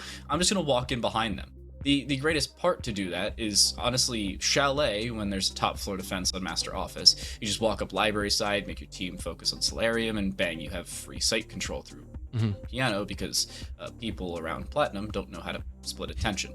And the other note is, well, Villa's our third map. That's also a point in contention. Such a large map also leads to, later on, bigger lurks that can come into play when you are distracted. Now, of course, that may not happen. We may not even play Villa, but still something to think about whether Nook will be banned for a third consecutive map, because apparently nobody likes the Danish Frogman anymore, even though I don't think the Danes did anything to you. I mean, Nook has nades and again can just deny so much info for a team that is so reliant on info, which I can't fault them for. Info is king in a game like R6. It just seems like you'd want to get the hard counter out of the way, and that leaves more options available to you in terms of just general operator bans like the Iona for more info. You know, Jackal's good, Lion from time to time as well. You know, ops that normally don't get banned, don't get me wrong, but it's just like, now you don't feel like a requirement to bring out the Nook when you're more comfortable on these other operators that can inadvertently do the same thing, and in some cases as well, have the same potent secondary utility. So especially when you have, you know, CZ bringing out the Iona 24/7, don't always need the Nook in the mix as well. So it's more or less better safe than sorry, because now your opponents can't run it and you're used to already not having it available. Well, while we get some tech issues figured out on our side, instead we're going to show you the interview courtesy of Aggro, the old Mystic player. Will give you his thoughts in and out of the game. See you in a few. Hey everybody, how's it going? My name's Ozone, and I'm IGL for Lycus Empire.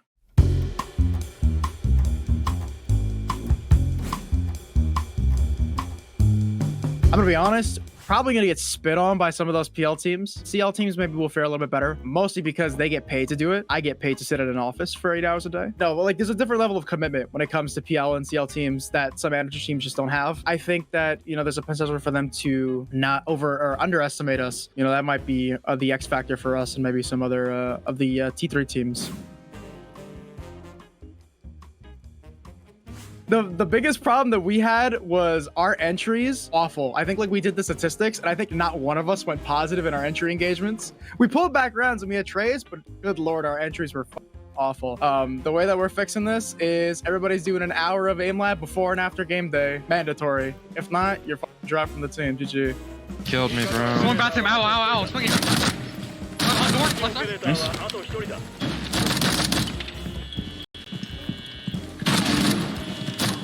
Oh my god, man! Nice. Oh my god! So I've been watching Siege for a long time, since year one actually, back when they still had Xbox. To narrow down like a specific team, I guess is kind of hard. Definitely like Canadian is probably like the biggest influence for me personally, and any team he's been on, I guess, would be the team that I was influenced by. I'm honestly just going to double down on this. I think Cryptix is 100% the most underrated player on our team. The guy gets no credit for being on the roles he's on. I mean, second entry and SMG player is kind of like a weird combo. The guy is literally cold as ice. I've seen him win so many 1vx's that he just has no business winning. And I'm pretty sure you guys saw it too, especially in that S2 game. I mean, the guy is super communicative. He knows how to make plays. His IQ is a lot higher than people kind of give him credit for. I would be super surprised if after this he doesn't at least get some kind of tryout. I mean, I think it's criminal that he hasn't already. Jackal's tagged up. I'll get a peek here. I got smoked. Oh my god. No, Window. this. Window. I'm smoked out. Got him. Good walk in. Nice. I gotta stay behind this bomb. Am I down? Play Dead? safe. Play safe. Nice. Play safe.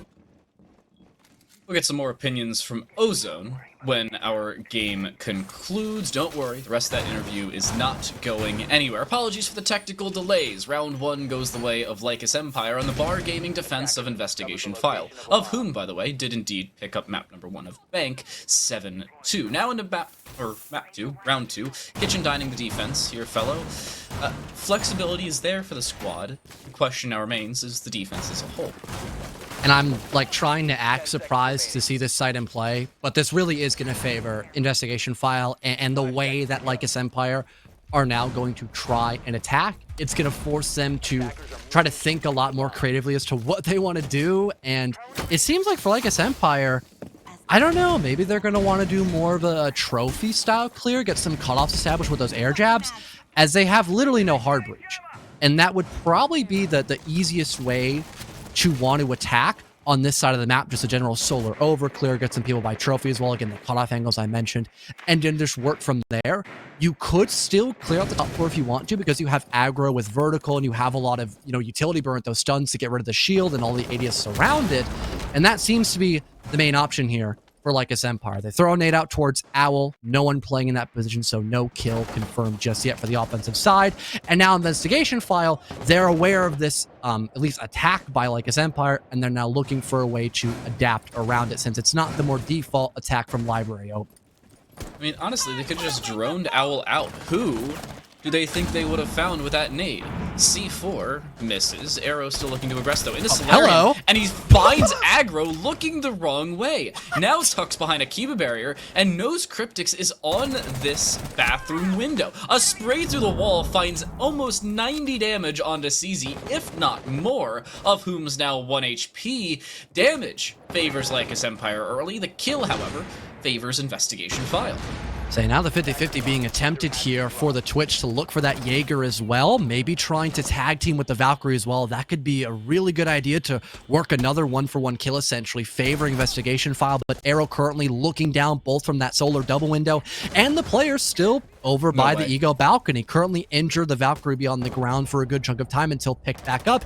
And the Twitch drone deployed by Cryptix to get that confirmation. Things now Knew it. equalized, but once again, Lycus Empire, they've made no major headway just yet in terms of entering the building, up until maybe now as Ozone scores a kill. Cryptix enters in through the bathroom window, sprays on the fens. Ozone eventually finished off, but Cryptix has a surprise attack onto CZ, leaving just Inrio in a 1v3. Has to walk up Solarium, but was worried about the trophy window, and correctly so. Candle from a freaking country mile away, able to find the headshot he was looking for in the round there for for Lycus Empire, apologies, and now 2-0 towards the LYE side. Their attacking side has already found as many rounds in this map as they had in the previous 3 and the entirety of SCS combined prior, at least on the attack specifically. Definitely a much better start for Lycus Empire. I think we can all be on the same page for that.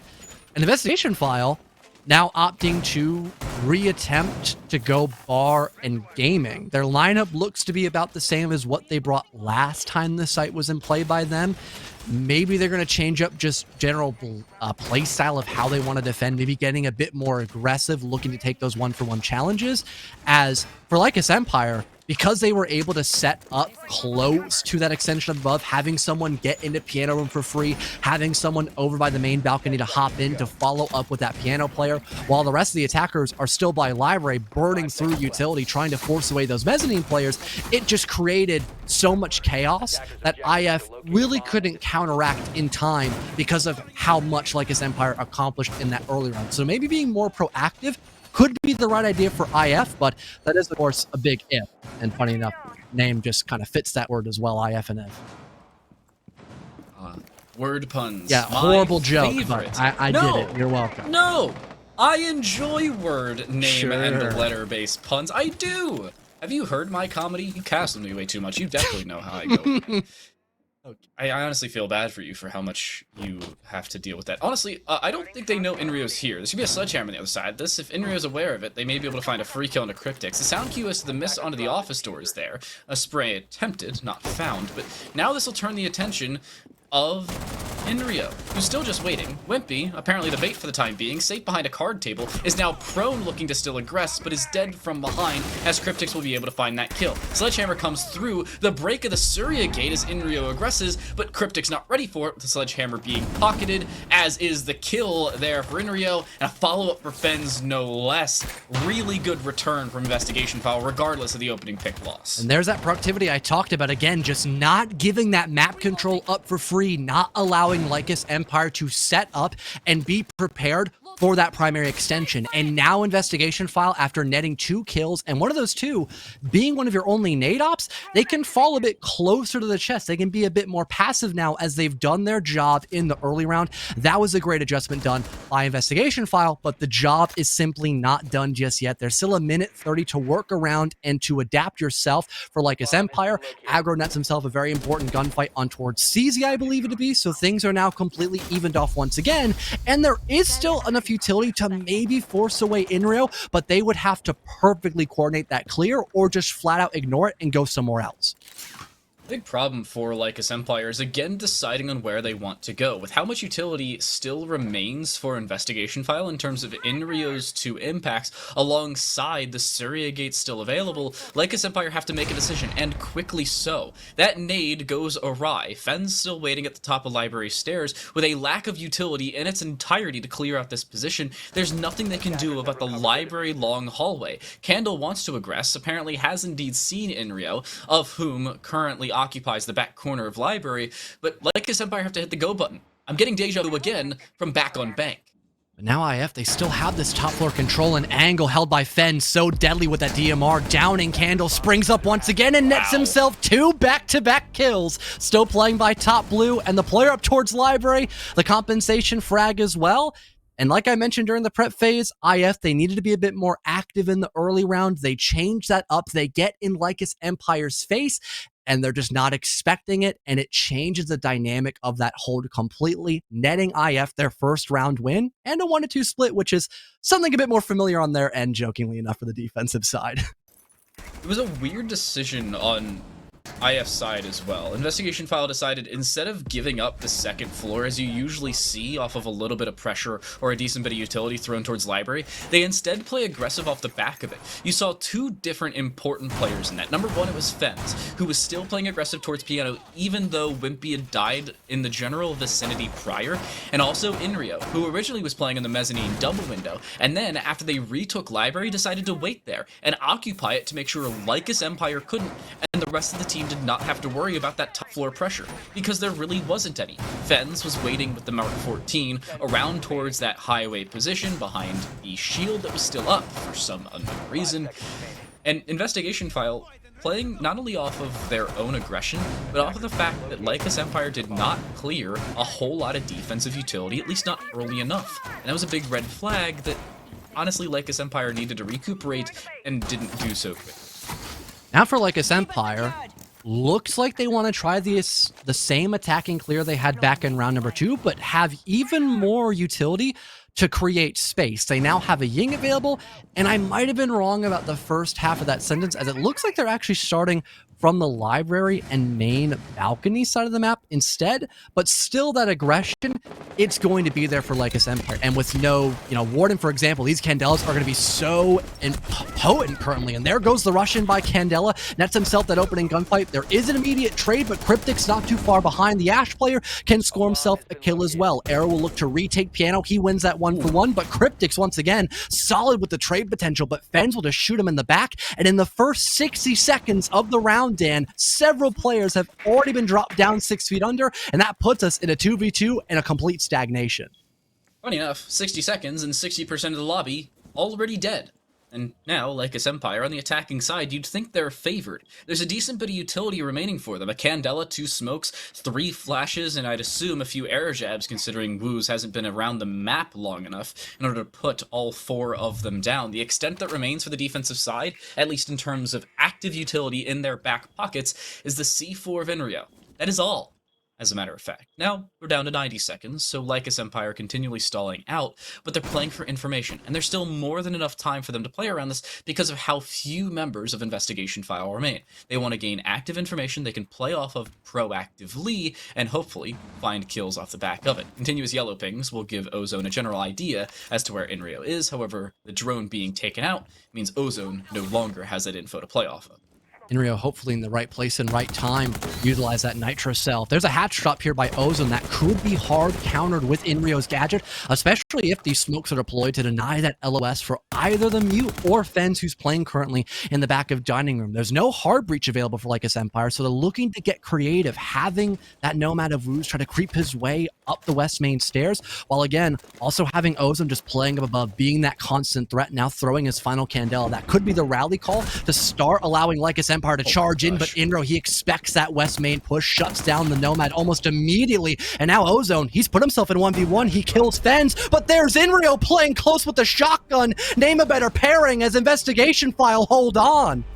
The M590, I didn't see the patch notes, but apparently has been adjusted to a sniper, just with a decent spread and a whole lot of extra slugs in the back corner of it. Nice kill to close out the round from Inrio. A little chaotic for Investigation File. And in Inrio finding both of the final 2 kills, I just don't think Fens adjusted enough, or at least got out of the way quickly enough for them to be able to flex that 2v1 defense. And the first kill in which was so chaotic that Investigation File, at least both of the 2 remaining players, just did not have the time they thought would be allotted to move around and readjust for the 1v2. They will, as their tertiary bomb site, head down to Snowmobile Garage and Wine Cellar, avoiding the top floor in its entirety, understandably so. And while there may not be team damage, there is still team collision. They're Arrow and Inrio. You cannot walk through the same breach at the same time. Really love the process of elimination that Investigation File went through during that round in the 2 versus 2, because I would assume the way Lycus Empire attacked, they didn't break the default cam that's in Fireplace. So you know for a fact no one's pushing down 45. You don't hear anybody by Trophy Window or Solar as a whole. I can imagine that default cam was still up for a good chunk of time too. So you know the Ying is on that hatch up above. Now, where could the Nomad be going when you have no hard breach and you know they're not pushing in from 45? Well, that leads to someone lurking down below. And with that lack of a Nook, there isn't even any audio suppression you can use to help aid that last second lurk. So Inro got a pretty good idea that someone's playing in the bottom floor. He gets that isolated 1-for-1, and that only leaves the Ying in a 2 versus 1, and Inro once again just clutches big once it turns in that 1-1. But now Lycus Empire looking to hopefully get back that round advantage here in this basement floor bomb site. They already get that back wall opened up on the snowmobile side of the map, but they of course realize how important it is to get this entire map in their back pocket, starting from top to bottom. So as soon as they get that back wall opened up, they start moving up above to deal with the roam presence implemented by Investigation File. My favorite part of this setup already for Lycus Empire is that they get the snowmobile garage open first rather than waiting a little bit later to do it towards the end of the round. It forces Investigation File to watch that position continuously while still trying to hold down the roam, and it really splits the attention of Investigation File. Cryptic just jumps in, by the way. Wimpy has now seen them, but a little bit late on it, so the information's there, the kill just not so much. Cryptics will hop behind the shelf and actually find a kill to open things up. Ozone a second for the team from the backside of the garage, and Cryptics is now just looking to aggress on the entirety of this Investigation File backside, and it doesn't seem like Investigation File have much of a response. CZ walking down back through Wine Cellar, Inrio there for help, but Ozone's getting the diffuser down. It doesn't seem like Investigation File have all that much of an argument to the round, but they do find a first to return. Nice shot there by CZ. So many players low on HP here. This could still be winnable for Investigation File, but it's a very tough hill to climb up in this 4 versus 2 post plant. And Lycus Empire, they are just playing as passive as ever. Cryptic's just sitting on a camera that's looking right at the diffuser, and Wu's watching over both the top floor, looking in through dining and that snowmobile staircase. He racks up a kill in towards Inrio, and that leaves only CZ in a 1v4, and Ozone is expecting him to hop out to look for that gunfight and immediately shuts down that opportunity of a comeback here for the Jaeger. Lycus Empire now up 3-2, but there's still one more round for IF to equalize. That's a round that Lycus required. And I was talking about Snowmobile Garage being opened earlier on. Well, yeah, they didn't find the immediate open and kill off of it. It was allowing Cryptics to push down those fireplace stairs, and they actually had support from that Snowmobile Garage entrance. Ozone found the kill onto Blue, in which Cryptics almost certainly would have died if Ozone wasn't watching that angle, albeit Cryptics probably wouldn't have been also focused onto the default cam, but still a notable conversation. Now Investigation File will head back to their primary site, that being Bar Gaming, to try and recuperate their losses and bring it to a tied-up scoreline when the halves flip. Now, whether they'll be able to do so or not is a completely different conversation, but last time around, they seemed to have Lycus Empire's number. They just could not complete the rotation when they went to the bottom. Lycus Empire, for a second, were bringing out a single hard breacher, that being on Ozone. Might hard lock it, want to wait a couple seconds on that, but that could either be used to help get one of the office walls opened up to better deal with that, top shield position over by Blue, or with what most Habanas do nowadays is just start from library, and once there's, enough utility burned over on that side of the map, they start getting the mezzanine wall opened up, so it does force that player to be a little more exposed to several different angles on that top floor. Either way, Lycus Empire are still looking to, start their attacking clear from the top floor and then working their way a bit closer down below, except they just have a couple of different tools for that previously mentioned job, and maybe having less of an emphasis on that office over clear, because if they have good info, they'd realize IF, they're looking to hard counter that location.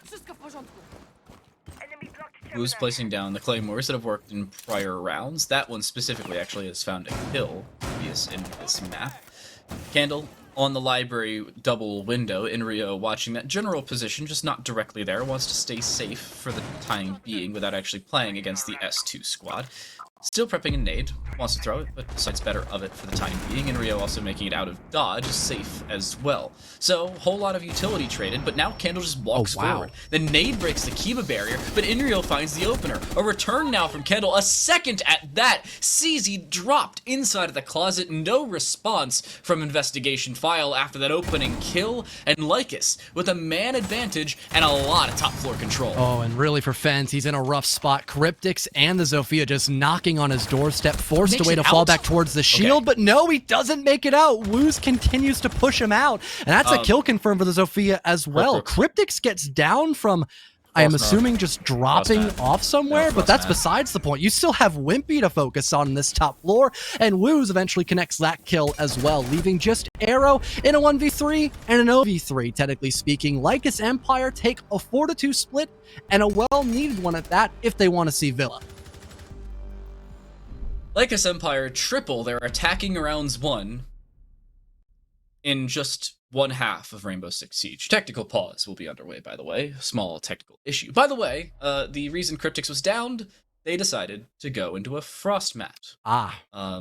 Your ankles are not safe to bear traps, my friend, so the frost does find a little bit of payoff for the defense, but it wasn't really round changing. Cryptix was still safe, and most importantly, didn't die. So their statistics will give them that indication, not only in their cost, but their lack of extra death. While we sort things out on that back end, the first half coming to a conclusion with its trades of 2 rounds. Lycus Empire opened things up and closed things out with a bang, but Investigation File still noted the fact that they were involved in this half, with 2 rounds in the dead center between rounds 3 and 4, albeit they weren't as definitive as I think IF would have liked them to be, nor were they as continuous into the later stages of that first half, but at least they were there. It gives them a decent jumping off point towards the second. And all things considered, you know, a 3-on-3 half again, that would have been better for IF, but like you mentioned, 4-2, fairly default for the attacking half to get. So if IF can replicate that and just do a little bit better, they should be fine, not have to worry about Villa, etc., etc. More specifically on that last round, I definitely have to commend Candle for being so aggressive in that round. He didn't really waste the opportunity to hop in through library, and the way he did it as well didn't make him all too vulnerable to the positions that were most likely to be held by Investigation File. You just needed the keep barrier in library, so no one's even by that zip code. It's just a guy playing in box who is most likely, you know, castled off because he doesn't want to die to the guy playing by that ego window. So if you play a little bit closer towards the left, you can remove yourself from that LOS of the castle and then challenge the guy who was on that key barrier and now most likely over in mezzanine and Stell. Candle played that perfectly to secure 2 separate 1-for-1s, and that just led into a snowball effect, favoring Lycus Empire throughout the rest of that action phase, especially based on the timing by Fens. He got really unlucky as a drone just instantly spotted him by Office once he got into piano. So that one Hail Mary play that, you know, IF were trying to brew up, it got flatlined. And a big note in favor of Lycus Empire at this point is the fact that they were playing around positional advantage for the entirety of this first half. They continually repositioned, played around information, and cut off rotations in seemingly every facet of this first half of play. I could throw you back all the way to when Candle found a closing pick from a completely different country, much less the Swiss Alps, through the trophy window on the backside of Solarium Stairs. He was in a completely different state or country, much less zip code, as you talked about with the Kiba barrier inside a library, but the conversation's still there. Lycus Empire have improved their attack, not only A, around their opening kills and closing round executes, but B, around their information, and C, positioning. That's really been their bread and butter, and they have a whole lot to work with in the second. And with us having another rehost on our hands, we'll go back to another interview screen, get you off the mind of the game for a little while, and be back once the rehost is concluded. Hey everybody, how's it going? My name's Ozone, and I'm IGL for Lycus Empire.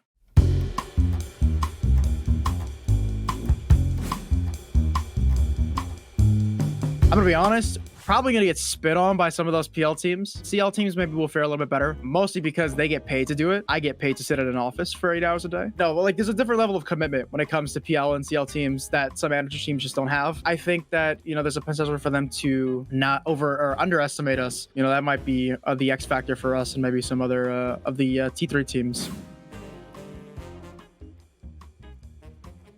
The biggest problem that we had was our entries awful. I think like we did the statistics and I think not one of us went positive in our entry engagements. We pulled back rounds and we had trays, but good lord, our entries were awful. The way that we're fixing this is everybody's doing an hour of aim lab before and after game day, mandatory. If not, you're dropped from the team. GG. Killed me, bro. Going bathroom. Ow, ow, ow. Swinging. On door. Left side. Nice.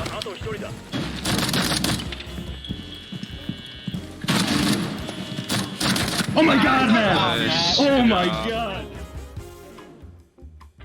So I've been watching Siege for a long time, since year one actually, back when they still had Xbox. To narrow down like a specific team, I guess is kind of hard. Definitely like Canadian is probably like the biggest influence for me personally, and any team he's been on, I guess, would be the team that I was influenced by.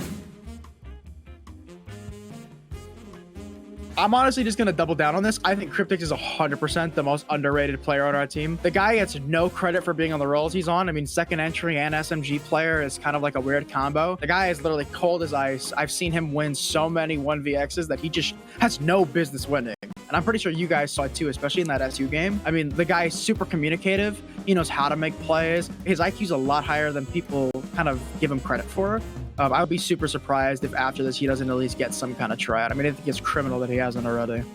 Jackal's tag drop. I'm here. Feature tag. I got smoked. Oh, one down. No, this, Got him. Good block in. Nice. I gotta stay behind this bomb. Am I down? Nice Dead? save. Nice. Nice save.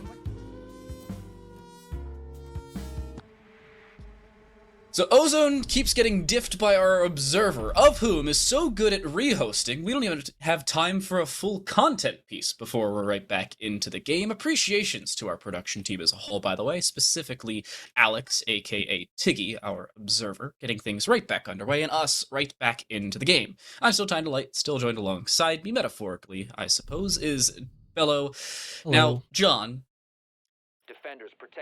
the second half of map number 2, Solus is again unbanned but still banned.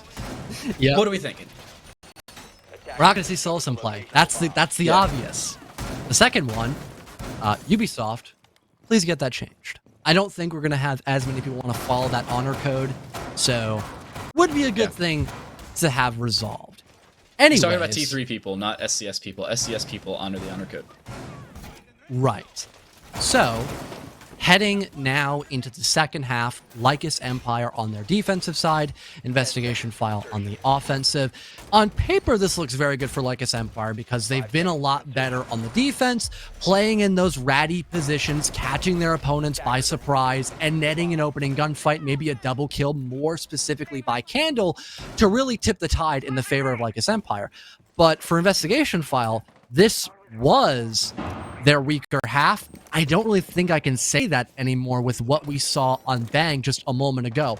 Their timing, their coordination has really skyrocketed and has granted them a lot more success on finding those openings. I mean, just look at this. Instant map control inside of Bar, and Woos isn't 100% sure if Inrio is already in this position of the map. He rotates right into the gunfire of Inrio, and that's the opening pick, with still 40 seconds, not even burned off the timer up until now. I mean, just night and day comparison to what we saw by Investigation File from round number 1 and 2, and now heading into the round 3 game elimination match. I mean, they're really putting their money where their mouth is.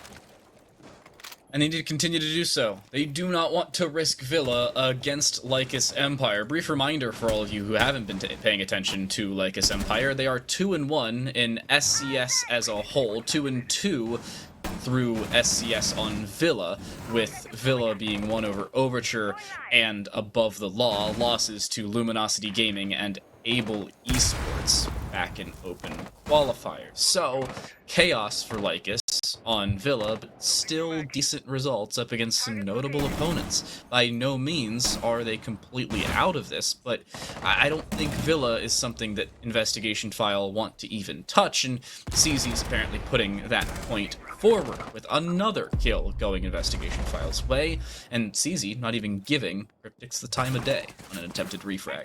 With a creep up heading in a closet now, 2 separate attackers looking to pincer out Cryptix as he gets Jerome by the top of Solarium. There's the first engagement over by Bathroom, and now the fallback goes down for the Oryx. You've got the Frost of Aggro looking up through the hatch to maybe net a kill, but that flashbang will put him a bit closer towards the bomb chassis, not fully able to get another confirmation, but Ozone will still persist over by Trophy Stairs and finds himself another injure, but the nade could maybe allow that revive to go down, still granting investigation file an even man count until they pick back up in Rio, but Cryptix as well has also been injured, and he's in a very tough spot to get revived, unlike the two attackers by the side of investigation file. I don't think Cryptix is going to be recovered in a 2 versus 4, albeit 2 players a combined 40 HP between them, but still alive. It's still a gun in your favor. An arrow takes one of them and drops Ozone. It's aggro in a 1 versus 4, left alone with a 9 mil in hand, almost finds the opportunity to shoot Inrio out of contention, still finds one, but nothing more as Fens with the G36 drops down the Solarium stairs, and through that trophy and kitchen doorways will drop the final player in the Frost of Aggro and give investigation file just a round between them and tying things up. Just starting out off the bat, having Inrio with a load of information and the 1-up against Woos. That's the opening pick on one of the main roamers who's a bit over towards the library/bar side that could maybe flank when you're doing a clear starting from that portion of the map. Then the rest of investigation file just begins to set up their default attack, having someone on that ego window, seizing that's himself a kill as well. And now you've got that 5-on-3, a lot of wiggle room to work with on that top floor and still being able to set up for that vertical on top of it as well. It just gave less options for Lycus Empire to be comfortable on that first floor. That was just incredibly well done from the very get-go of that round. Investigation file also did a good job of resetting when they lost a couple of players in terms of just having a gun up. If they were injured on the ground, they had nades at their disposal. They had people still looking down the hatch to make sure no one would re-aggress. That way, when that gap is made, they can pick them back up and still have the numbers advantage. Lycus looking to adjust. They do pick a different site, which is a positive notion, but the fact that it's still the first floor, I'm getting throwbacks to investigation file when they went from bar gaming to kitchen dining, and kitchen dining didn't go all that well for them either in rounds 1 and 2, albeit the inverse of the decision by LYE, but still a notable conversation. Fens will almost certainly decide to use a Gemini replicator, but instead it's just 2x Kairos pellets to drop the Surya gate, and a second set to drop the second one at that. So 2 pieces of utility already cleared out for only 4 on the attack. Decent trade for them to open things up, and they're still looking to aggress. They use the E1D, a nade towards Mezzanine, forces Candle out in the open, decent bit of damage, but just not a kill found just yet. Safe for the time being in this Mezzanine spot, but it's being held from behind on that Mezzanine double window, alongside the library rotate as well. Well, no, couple that with now the highway window. Candles between a rock, a hard place, and 3 different weapons. Not safe by any means.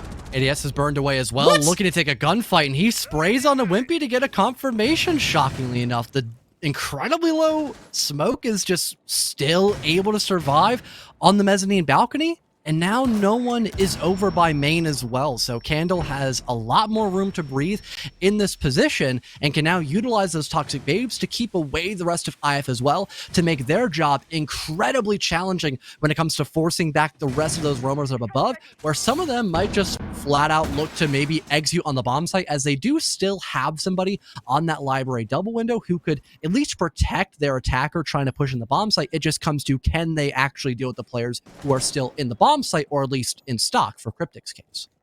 Well, the issue is IF aren't in the building. They finally are, as they jump in through this gaming window and are looking to just drop the diffuser.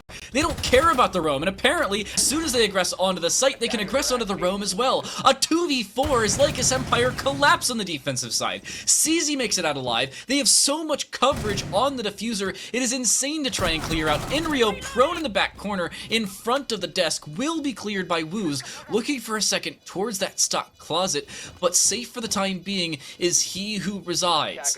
Aggro, looking to drop, wants to be the first one to do so at higher HP, but Woos will look to be the bait. The issue, they still have yet to clear Fens, who still sits inside of that closet. CZ, the first to swing, finds Woos' position, the second swing is Fens's, and the kill is investigation files. Couple that alongside the round, a crazy outcome as they just decide to circumvent that top floor hold and aggress straight through. I suppose, take it right to them. It may work in your favor.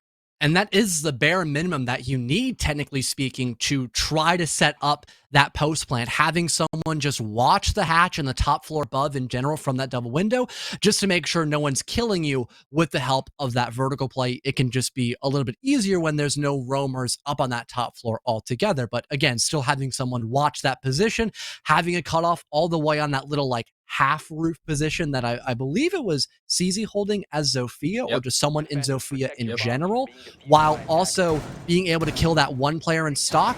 It was the perfect recipe for success there by Investigation File, as it was, again, just the bare minimum of what they were going to need to get that round win off successfully, and they just won the gunfights that were needed along the way as well. Now tying us up 4-4 after making a really good read that there was basically a snowball's chance in hell that they could clear out that top floor effectively once they lost their top main player.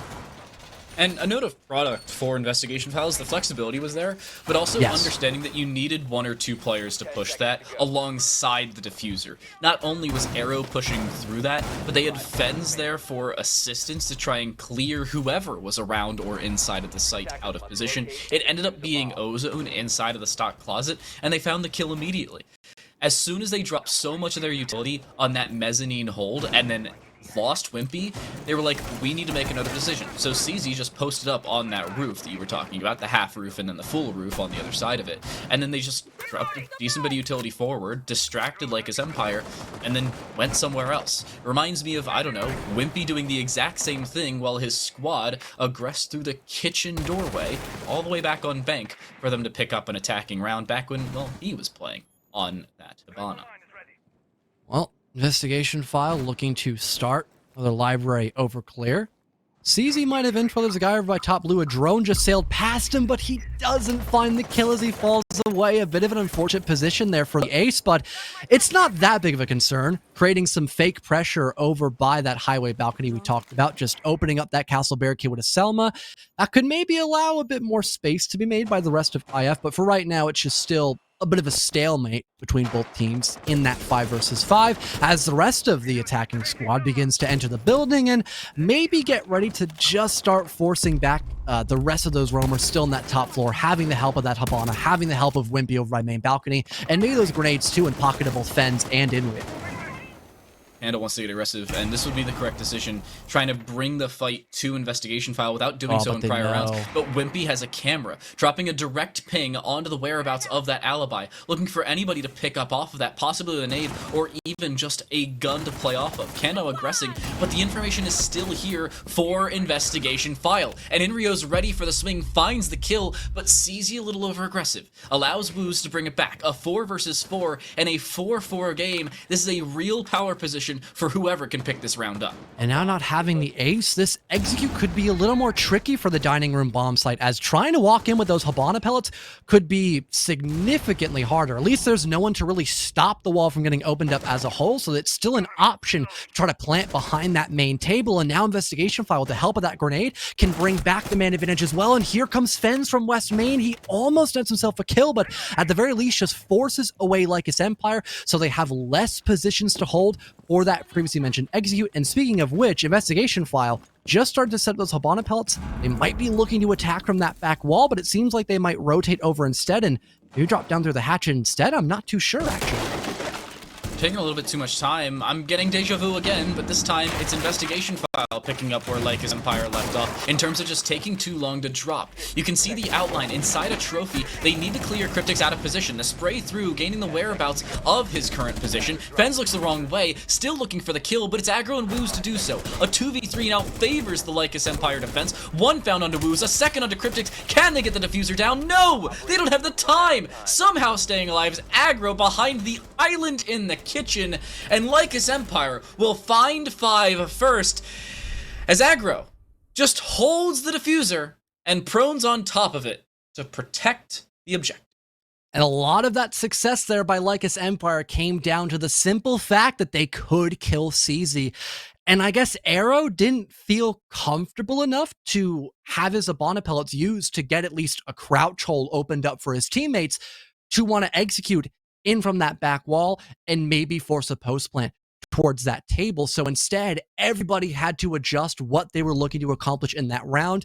Every single attacker went back up above, and that just gave Lycus Empire more time to reset and figure out what they need to do against IF's final execute with only 10 seconds left in the round. They knew there was a guy west main, so the other three have to be on that top floor. Nobody's dropping down the hatch, so you could assume a majority of those players are coming in from the trophy stairs, so they look to set up around that and take those gunfights, and eventually that burned away enough time to have just Aggro, I believe you mentioned, play behind that table and just let it strike down to 0-0, now granting Lycus Empire the round advantage once again, but it was still incredibly close and a bit too close for comfort if you're on the side of Lycus Empire, where this map 2 win really matters, because if you lose this map, you're out of SCS completely, I believe. Yes. If they lose this map, if Investigation File do, we head to Villa to decide who moves on and who decides to exit first. Candle finds an opener, making up for the very unfortunate death in the prior round. They did ask the question, was there a camera? The answer, if you're watching this back, yes, there was there, Candle. It was actually courtesy of Wimpy on Lion. But CZ dead first. Again, the top fragger, if I recall correctly, from map number 1, and a possible problem later on, considering CZ really hasn't shown up since the rehost. However, well, they do destroy the mute jammer, and most importantly, that Vulcan canister fairly early. Arrow takes a battery of damage from above, but is still safe inside of the big garage. Fens, maybe not so much though. Drone looking to validate where exactly that roamer is on the middle floor, but I don't think they're aware of Aggro's position just yet. They can maybe tag team onto the Iona and try to just get this guy isolated, or at least force him out of the building to create, again, more breathing room for Lycus Empire, since they already have the man advantage and can be a bit more passive in this position. And although Ozone's lost a bit of HP, it's looking that he's trying to fall away just to not instigate on Investigation File as of right now, as again, you have that ace up your sleeve of Aggro, who hasn't been located just yet. So if Ozone can still feed enough information for his team, or at the very least force away Investigation File, they can still play that hatch or have Aggro kill a guy who's looking to challenge the Valkyrie. You're going to see Investigation File looking to fully clear this top floor out, but the issue is they're trying to clear out both the first and second floors at the same time without much support for either set of players. Wimpy on this top floor is alone, by the way, as the real last hope, I have to say, for this full roam clear, and they have yet to do so. They don't fully clear out Solarium. There's not a camera to assist in that conversation, and Ozone's aggressing on this side. Aggro, speaking of aggressing, is dead on top of this dining hatch, and now Fen's finding that kill opens up a big avenue of attack. But remember, Ozone is still alive up above. They can flank from behind, going through 45, maybe through Fireplace as well, leaving Investigation File with a whole lot of holes in their backside roam defense. Could lead to problems later on as they finally start to execute. Back wall getting opened up. I like the rotation here by Wimpy, trying to go towards that snowmobile wall. If he could at least just be a little bit quiet for the next couple of seconds, he can maybe work a kill for free, and that would be huge for Investigation File. Rio in, looking to swing towards blue, but now towards the back side of the main island. Cryptic's flashed off the angle. Inside a connector, can't do a dang thing about it. And Woos now needs to try and retake for the assistance. The diffuser's being placed down, but they think it's around towards the snowmobile side, and they're incorrect in that assumption. Candle finds a kill across onto Wimpy. Cryptic's try to play retake, cannot do so, as Fens drops them from a different country. Ozone, now on this flank, I was talking about it earlier, it finds absolutely no payoff, and the long angle being held leads to absolutely nothing for Lycus Empire. Candle left alone, and a 1 versus 3 needs to find an ace in the round to give Lycus Empire map point, and it is not going to happen. Inrio will drop him away, and Investigation File will make sure that at least 12 rounds will be played here on Chalet.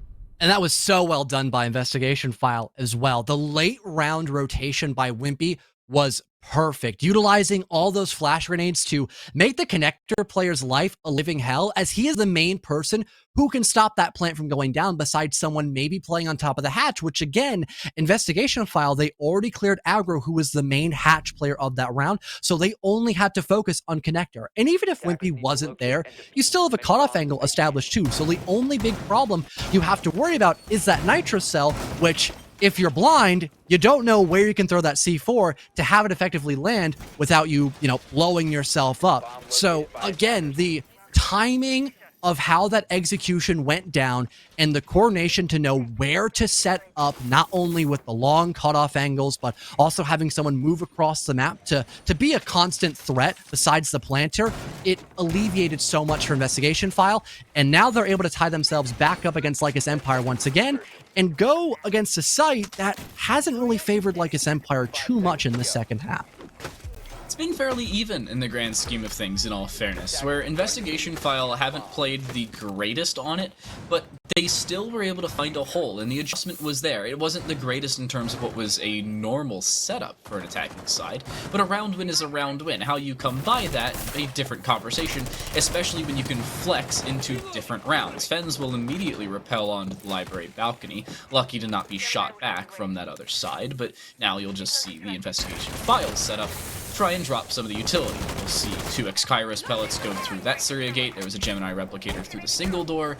You can see Lycus Empire are being collapsed upon, and quickly. Investigation File know what they want to do. It's just a question of whether they can pull it off or not. That's the real story.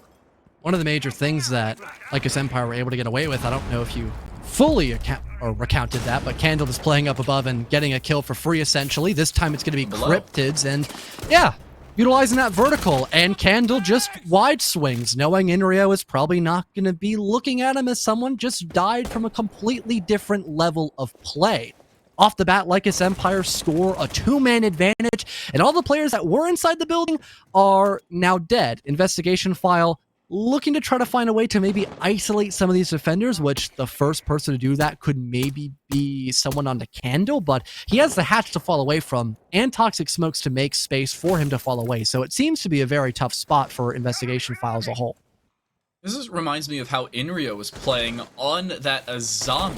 As you can see, Candle currently, aggro jumps out, is caught by an air jab, but Ozone's there for the refrag, and aggro's actually just downed instead of dead. Doesn't look like they're going to survive all that much longer, a question of whether they do make it out of the round alive, and they do not. Wimpy does not have any utility to throw through this Surya gate, so Ozone is safe on the bottom of the library stairs for the time being, and could probably aggress even further forward if they wanted to. Honestly, not even a requisite. Investigation File are between a rock, a hard place, and a very well put together defensive setup that Lycus Empire seemingly don't have to do all that much to continue to hold. Stuns deployed along with a Lion Scan, making sure that Roamer up above cannot fall back down the staircase, but there's Candle still above, and he downs Wimpy. Even though it's not a confirmation, that's still the Lion, very low on HP. It's now just Air to do a lot of that heavy lifting, and with a majority of that information gone as well by IF, only having one active drone in the pocket of that Lion, things become very low in terms of resources, not just with HP, but again, the ability to find info and take correct gunfights. Wimpy low HP, it's almost certainly to cost them, especially with the 417 in hand. Cryptics shot once, the second shot, however, does not land, and Wimpy cannot find the kill. Now wants to regress around the mudroom side. Candle, however, finds the kill onto Arrow, and the Banshee, screaming as to his whereabouts, will swing easily into the favor of Lycus Empire as they take map point here on Chalet to keep themselves alive and send us to a third map. Investigation File, one more round is what they need to potentially secure a 2-0 victory against Lycus Empire, but they have made that oh so challenging to try and get done, especially with how aggressive they were able to play in that last round. Investigation File, although I would assume they had info that there were a couple vertical holes made, maybe they just couldn't spot out anyone holding it at the moment they were looking to hop in, so they had a false sense of security. What Candle more focused on main balcony and that highway window.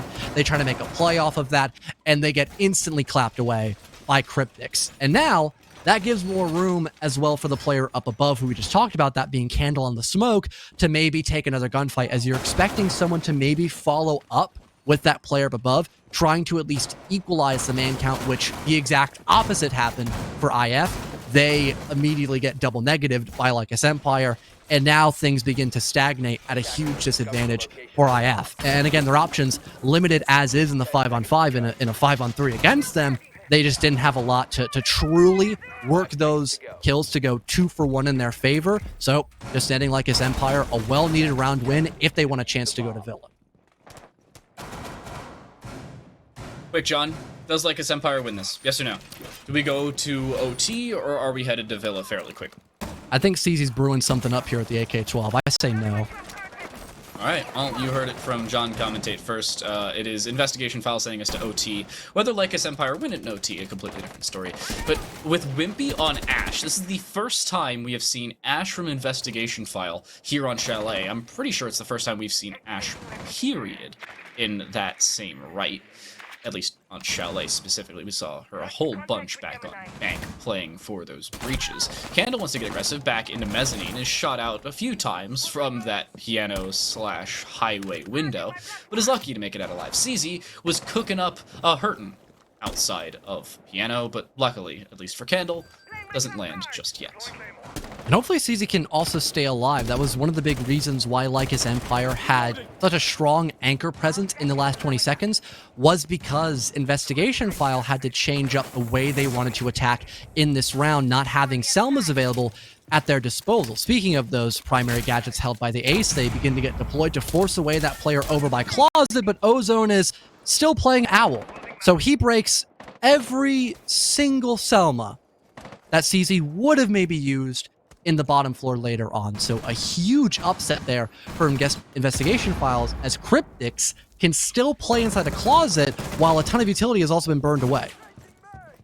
Playing through the broken mirror, jumps out towards Solarium. I don't know if they're safe though. Solarium is occupied. Wimpy on the window finds a kill. A second as well onto Candle. Just like that, Investigation File have now taken a doubled up man advantage and are now looking to take the round. Fens a follow-up onto Aggro. Ozone seemingly the last line of defense between Lycus Empire and trying to find Villa. Finds first, a second onto Inrio. It's down to just him in an ace clutch scenario, but that kick of the deagle will not allow him to find a follow-up. He wants to continue, but they drop down the hatch and now have full site control.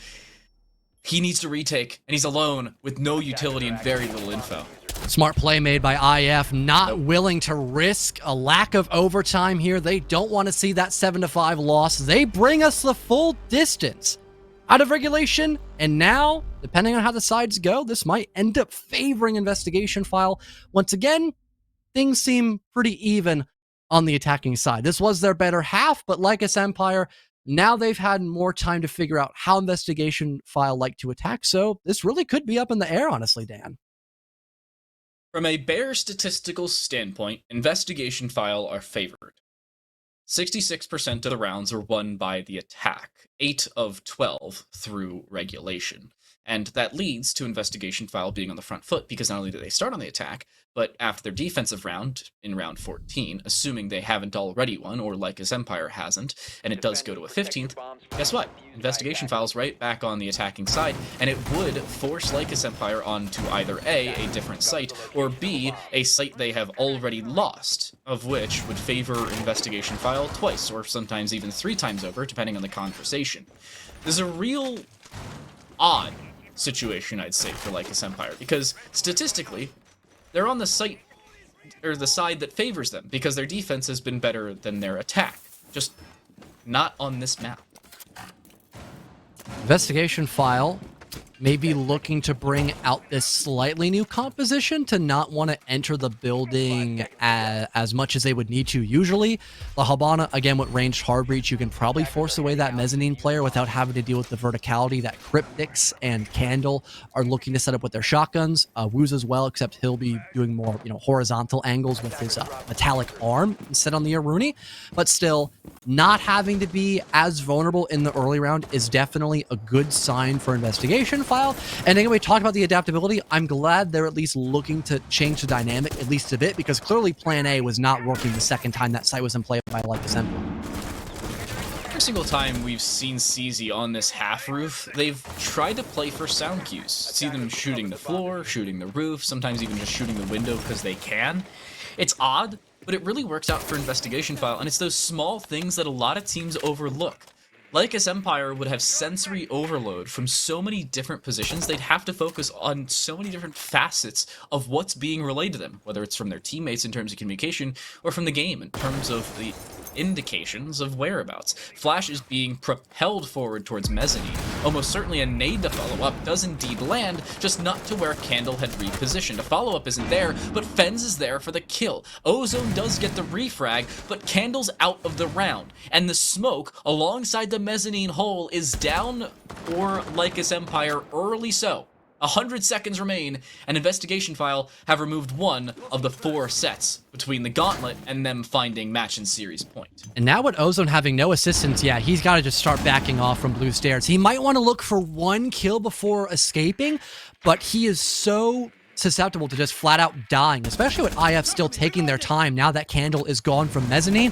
Ozone, the better call might be just to try to play in that potential 4 versus 4. Aggro tried to assist, but Wimpy just holding that long angle to DMR will snipe away them Lucy trying to retake from Fireplace Stairs. And now Ozone meets the same fate from Arrow as well, a perfectly done attacking clear on that top floor for Investigation File, and that leaves only Cryptics and Woos left to stand in a 2 versus 4. 50 seconds still to go for Investigation File, and they have all the time in the world to gather that information. But there's Woos from Snowmobile Stairs. He connects himself 1 kill, but an instant trade by Inrio is found, and now it's only the Frost stuck inside of Stockroom to try to win this 1 versus 3. There's Vertical against them. They've got to get out of dodge. They try to hide in through the rotate hole, but cannot evade the gunfire from the horizontal and vertical position. And just like that, Investigation File take the lead and take series point.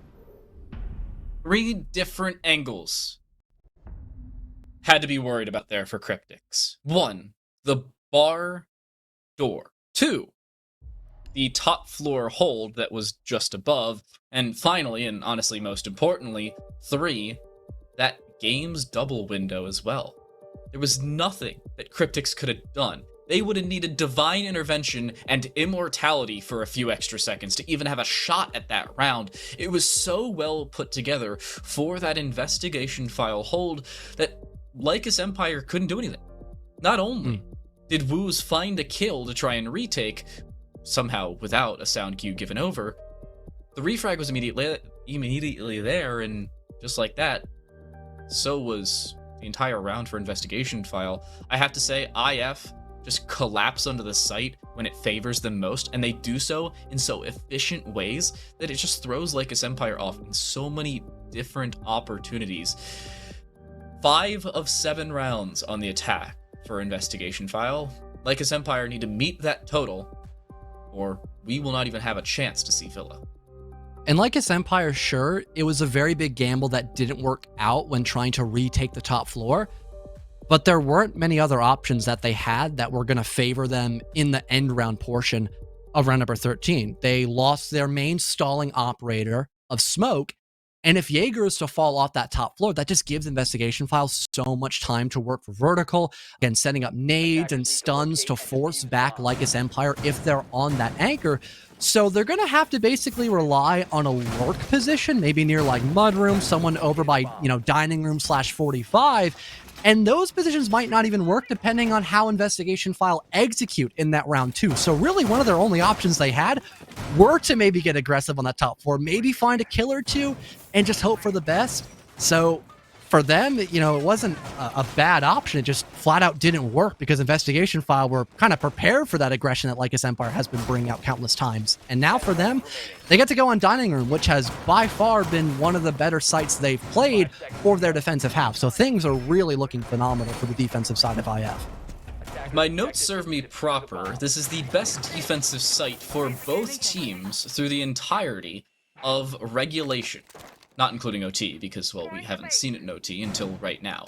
Wimpy wants to try and run out. I would honestly love this, because it would just create so much chaos for Lycus Empire. Here comes the run out, and there goes Wimpy. Woos absolutely drops him, good nights him. I feel like any semblance of flaming in chat right now from Woos would be entirely warranted, because Wimpy was just sent to whatever shadow realm they believe. Hate to nitpick a little bit. If Wimpy was probably on any other operator, I probably wouldn't be too upset with him going for that run out, because now you lose out on a lot of Kiba barriers that Lycus Empire would have to waste their grenades and, Ash charges on as well. But I'm sure IF could try to find a way to work around this. So far, though, that's not the case. So hello, Aggro. He just hops back in the building once again, but thankfully Ozone is there to out DMR, the M14 being wielded by Arrow. funny enough. But so far this round, really not going the way of Investigation File, as they have lost over half their roster in Lycus Empire. They've just fully cleared out the top floor, looking to maybe set up whatever vertical they can with the help of Cryptix once he enters the building with those breaching charges. Only person here to maybe slow them down is Fens, but he is eradicated the second he takes a gunfight against Wooz, and now it's just Inrio in a 1v4, maybe trying to find one kill against Cryptix, but instantly he'll meet the same fate as his teammates. Tied back up once again we go. We need the full distance here on Chalet to prove a point. I was thinking all of regulation would only be a requisite. Investigation File, seemingly the favorites towards the later stages of it, but now it's all of everything. Overtime, match point, it's winner for Investigation File, and they go to the 1-2 Swiss stage in round 4. Win for Lycus Empire, and, well, congratulations, you stayed alive for an extra map, and we go to Villa. It's so weird for Investigation File because they continually have some advantage, and then just like that, they decide to try to aggress in an odd position. For instance, you were talking about Wimpy playing on the Azami. Honestly, I would have favored the Alibi trying to get aggressive out there. While, yeah, you don't have that 1.5x in the MX4 Storm anymore, you really don't need it. Nor do you really need to run out like that unless you know definitively where your opponent is and have the jump on them. Wimpy didn't, and threw away an opening pick, and that, seemingly like the entirety of these Winter Hills, snowballed in favor of Lycus Empire. Not too sure if the lack of a player by Office 2 with the death of Wimpy would have made a major difference on how Lycus Empire attacked on that round, but still, definitely some food for thought to think about much later on. We've got a whole new round to discuss with Lycus Empire bringing out every single cheese op they could potentially think of. They've got good info with the help of Cryptix on that Valkyrie. The same run attended by Candle, but will it work? No, not quite! He potatoes on Fens for the most part, and the Iona just barely wins on the helipad. What a major upset and a gunfight that could cost you greatly, similar to that snowball effect we just saw last round, Dan. Oh, we got a replay! No. Oh, no! Oh, already production with our hates Candle. We still have a new map, and Candle says MPX moment. I mean, you had a vertical grip on that thing, right? Yes, he did. I feel like that's a recoil moment right there. For all of you unfamiliar, there's this game mechanic called recoil. If you pull down with your mouse while shooting, it usually controls not only the recoil, but your gun, so you can actually shoot at your opponents rather than the space around them. Well, after witnessing that, at least Fens is low. So maybe one shot from any gun could kill him? I don't know. Still having those 2 sets of grenades and all the info from those drones and the Gemini replicator, still a massive boon here for IF. At the very least, Fens can just be a little more passive and save those grenades for later so he doesn't end up getting shot throughout the rest of this action phase. And speaking of which, IF still looking to take from that library overside of the map, starting to maybe break down on the office wall as a EMP gets deployed to help those Habana pellets by the hands of Arrow, and in a matter of seconds, they could look to maybe execute, because for the first time, Master and Office is in play. And fully open now, favoring Investigation File. 80 seconds left, and Lycus Empire are up against the ropes. Ozone on the dock, an odd decision to even pick. A nade towards that shield, though, will force aggro away and drop about 30 of their HP. Fen's trying to find a follow-up, a flash to start, and aggro knows it. Immediately will back away, not even trying to trifle with that position, but CZ follows up with the AK-12. Ozone trying to find a kill to try and retake. It will happen, but they'll be traded immediately thereafter. Diffuser being planted, the C4 will take that out of contention, but it's not gonna matter. Aggro, 1 versus 3 to keep Lycus Empire in SCS Season 7, and they're stuck in the piano corridor, left alone with a 9mm between Investigation File and moving on. Well, they know where aggro is as well. The Gemini just brought it a couple seconds ago. Could maybe win that first gunfight. He does so. Fen's now gone. Still, a 2 versus 1. No more utility left here by Investigation File, but they could still play this one rather disciplined. Someone picks up that diffuser and maybe gets that plant down. Aggro not in a good position to nail that default position, and Wimpy just watching with such patience. Spots out the player for a split second. Aggro gets aggressive. The cutoff, it is there though by Wimpy. The rotate done perfectly, and there it is. Investigation File finally get their first match win in SCS and are no longer in the depths of elimination. Lycus Empire though, they get sent home empty-handed. Unfortunate finish for Lycus Empire, especially here on Chalet. You would expect them to take some control, but it just did not happen. When push came to shove, favor was there for IF, and the CL squad continues, albeit narrowly, especially with an 8-7 victory here on Chalet, but continuance is still there for them. And I have to say, credit where credit is due. Lycus Empire adjusted on their attack and really brought it to Investigation File. A brief reminder, they were 5-2 on their attack. It just came down to them being 2-6 on their defense that really brought the boon to where it is now. Definitely looking forward to seeing Lycus Empire in, further matches, not with SCS, but just the rest of T3 as a whole. Again, they had a good set of gunners, and they kept things at least rather close in map number 2, but definitely still a lot to work on, especially that mid-round presence, because they weren't able to really work off of some of those entry kills that they scored. Investigation File were able to capitalize off a lot of those major openings, reset the round count in some instances, or at least the man count, sorry, not so much round count, and then get the round wins as a whole. And like I mentioned earlier as well in the broadcast, one of the bigger issues was just Investigation File starting on the back foot, because they would go 0-3 and have to waste their time out very early in the game. That wasn't so much the case in either map number 1 or 2. We had a pristine first half by Investigation File all the way towards Bank, and they kept it roughly even as well, at least going into map number 2. And some of those minor mistakes that Lycus Empire had made against Investigation File, those were the final straws that ended up breaking the camel's back to, unfortunately, send Lycus Empire again home with an L in their back pocket. Well, with some final straws come some final numbers. In terms of statistics here for Lycus Empire, they exit SCS 0-3 in series, 0-4 in maps. Their defensive side was 11-13 with a 45% win rate. Their attack, not much worse, but still worse. They were significantly better here compared to others, but overall they finished 7-16 in attacking rounds. That is a 30.8% win rate. Not nearly near the industry average that they need to approach or even encroach upon. And that needs to adjust as they move maybe to further seasons of SCS or further seasons of anything, period, if they want to improve as a team. And I know we have an interview up on the docket just shortly, I could imagine, with, I believe it is Inrio on the side of IF, just looking to get that, fully set up in just a couple of seconds. But again, we talked about adaptability.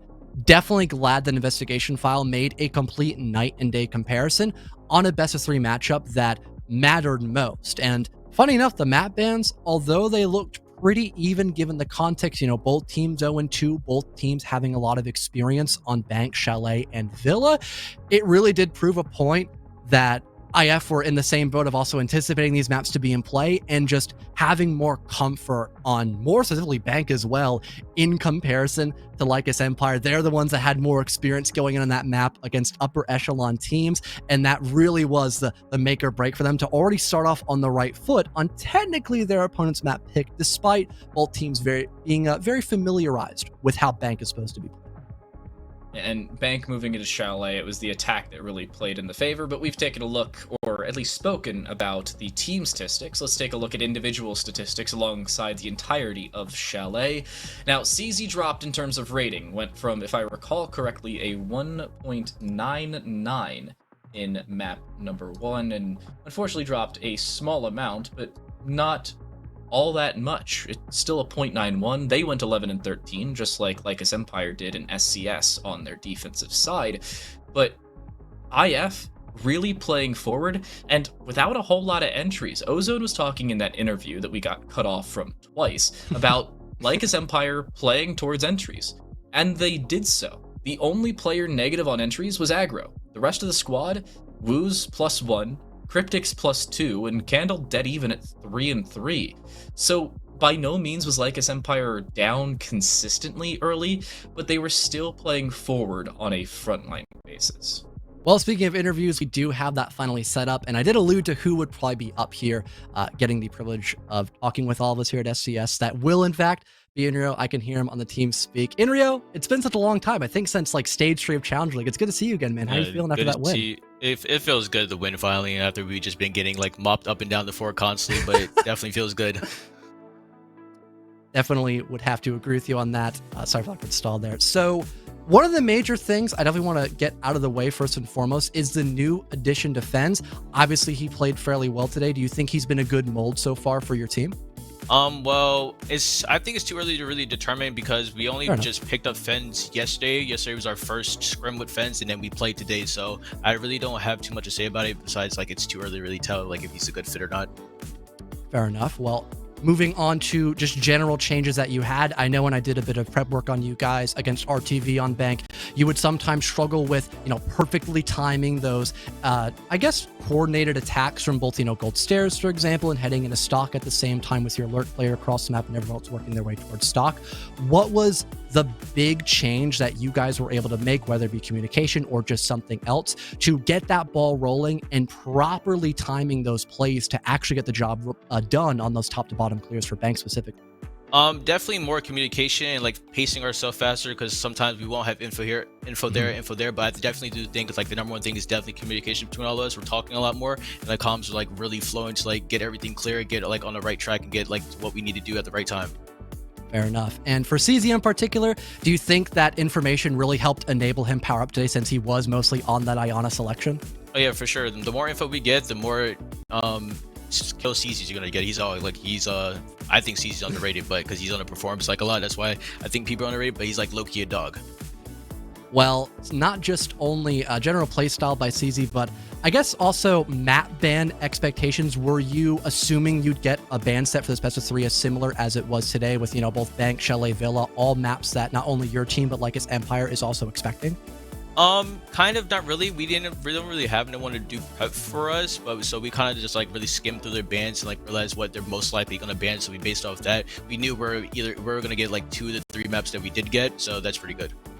All right, well, I feel like I've taken a fair enough amount of your time. Again, congrats on your win. Glad to see you guys still over in SCS. If there's anyone you want to give a quick little shout out to, I mean, spotlight's all yours before we head away. As always, appreciate the support, regardless if we're winning or losing. It really helps us, like keeps us motivated to keep grinding and keep playing. But appreciate all the support from everyone. And yeah, thank you. No problem. Take care, Andrea. You too.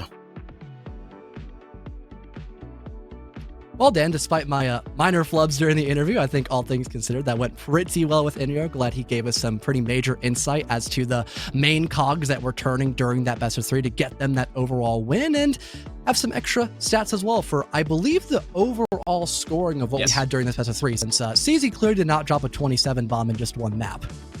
No, I was actually putting these stats together on my own, but, our production squad, ever so kind in putting it into a full graphic for you all. CZ, 27 and 16. A brief note, they were 16 and 3 on Bank, with 11 and 13 on Chalet. But the big notes I want to bring up, 2 players over on this Lycus Empire squad. Number 1 is Woos, who at 14 and 17, you'd indicate, played fairly well through the series. But if you look at Bank, was 1 and 8 and immediately turned it around and brought it right back. Was 13 and 9 on Chalet in an 8-7 loss, no less. The other player I really wanted to bring up was Ozone, who through and through was consistent for the squad. 18 and 17 overall. In map 1 was 5 and 8. Wasn't the greatest, wasn't the worst, but again, just like his comrade Woos, 13 and 9 in map 2. The team as a whole for Lycus Empire, while they may not have deserved the win today, especially up against such a definitive squad as Investigation File, still deserved their spot in SCS and showed exactly why here in this best of 3. For Candle as well, I definitely felt he was getting a bit more hard counted on a lot of those entry engagements he was taking. He was a very dominant player in some of the last games he did up against, Luminosity, up against Air the Rise Academy. And although they lost both games, he was still, again, getting that major element of surprise factor. He was still being able to pick apart a couple players before he finally gave up those main areas on the roam from the very beginning. This time around, though, it was dead even, just 5-5 entry scoreline. So he wasn't really a quote unquote X factor in this game. And no one necessarily did, bad on the side of Lycus Empire, but no one really stood out enough to, I guess, keep their own against Investigation File, especially since they improved from their past mistakes and did a whole lot better, especially in that communication factor. I had a good guess that was a main reason why they were doing much better on those timing and execute. So I'm glad Inrio cleared that up. Yeah, and the comms and cohesion were there more consistently for Investigation File, as we saw in their executes and their round wins, especially later on Chalet, their attack really playing to their favor. They did not win a defensive round from round 4 forward.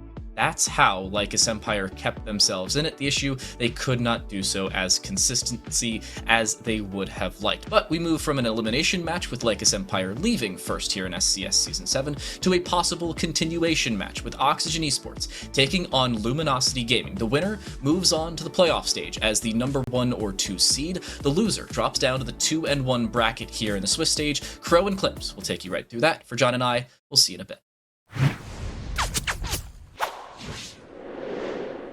Hey, I'm Aggro, and I play for the team Lycus Empire.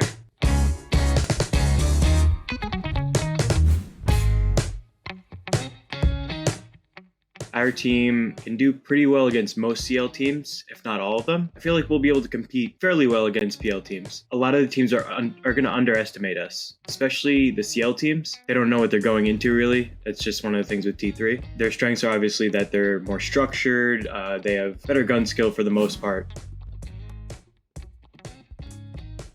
So I feel like our biggest team flaw, and it was apparent in the stats we took after the qual, is that we got entry picked quite a lot in comparison to the entry kills that we got. So we're really working on that in terms of VOD review and scrims. It's just what we're really focusing on right now to fix. Reloading! And then, trophy dead. Skull, 2 skull, I got... Default, I'm on default. Bar door. I actually came from Xbox. I switched about a year and a half ago. I was on Xbox since Skull Rain in year 1. I was Diamond every season, Champ, whatever. Then I switched to PC. I got Champ my first season on PC. Started playing Comp right away, and I've just been trying to get better ever since. So I think the hardest teams to beat will be PL teams for obvious reasons. More structured, better gun skill. They have a lot of confidence going in. They know what they're doing. Out of the PL teams, probably OXG. They just have been on a hot streak up until recently, but I'm sure they'll fix their problems. They just have all that experience, crazy gunners on their team, and Sweater, Newers. They're working everything to a T. They got everything going on for them. Dead.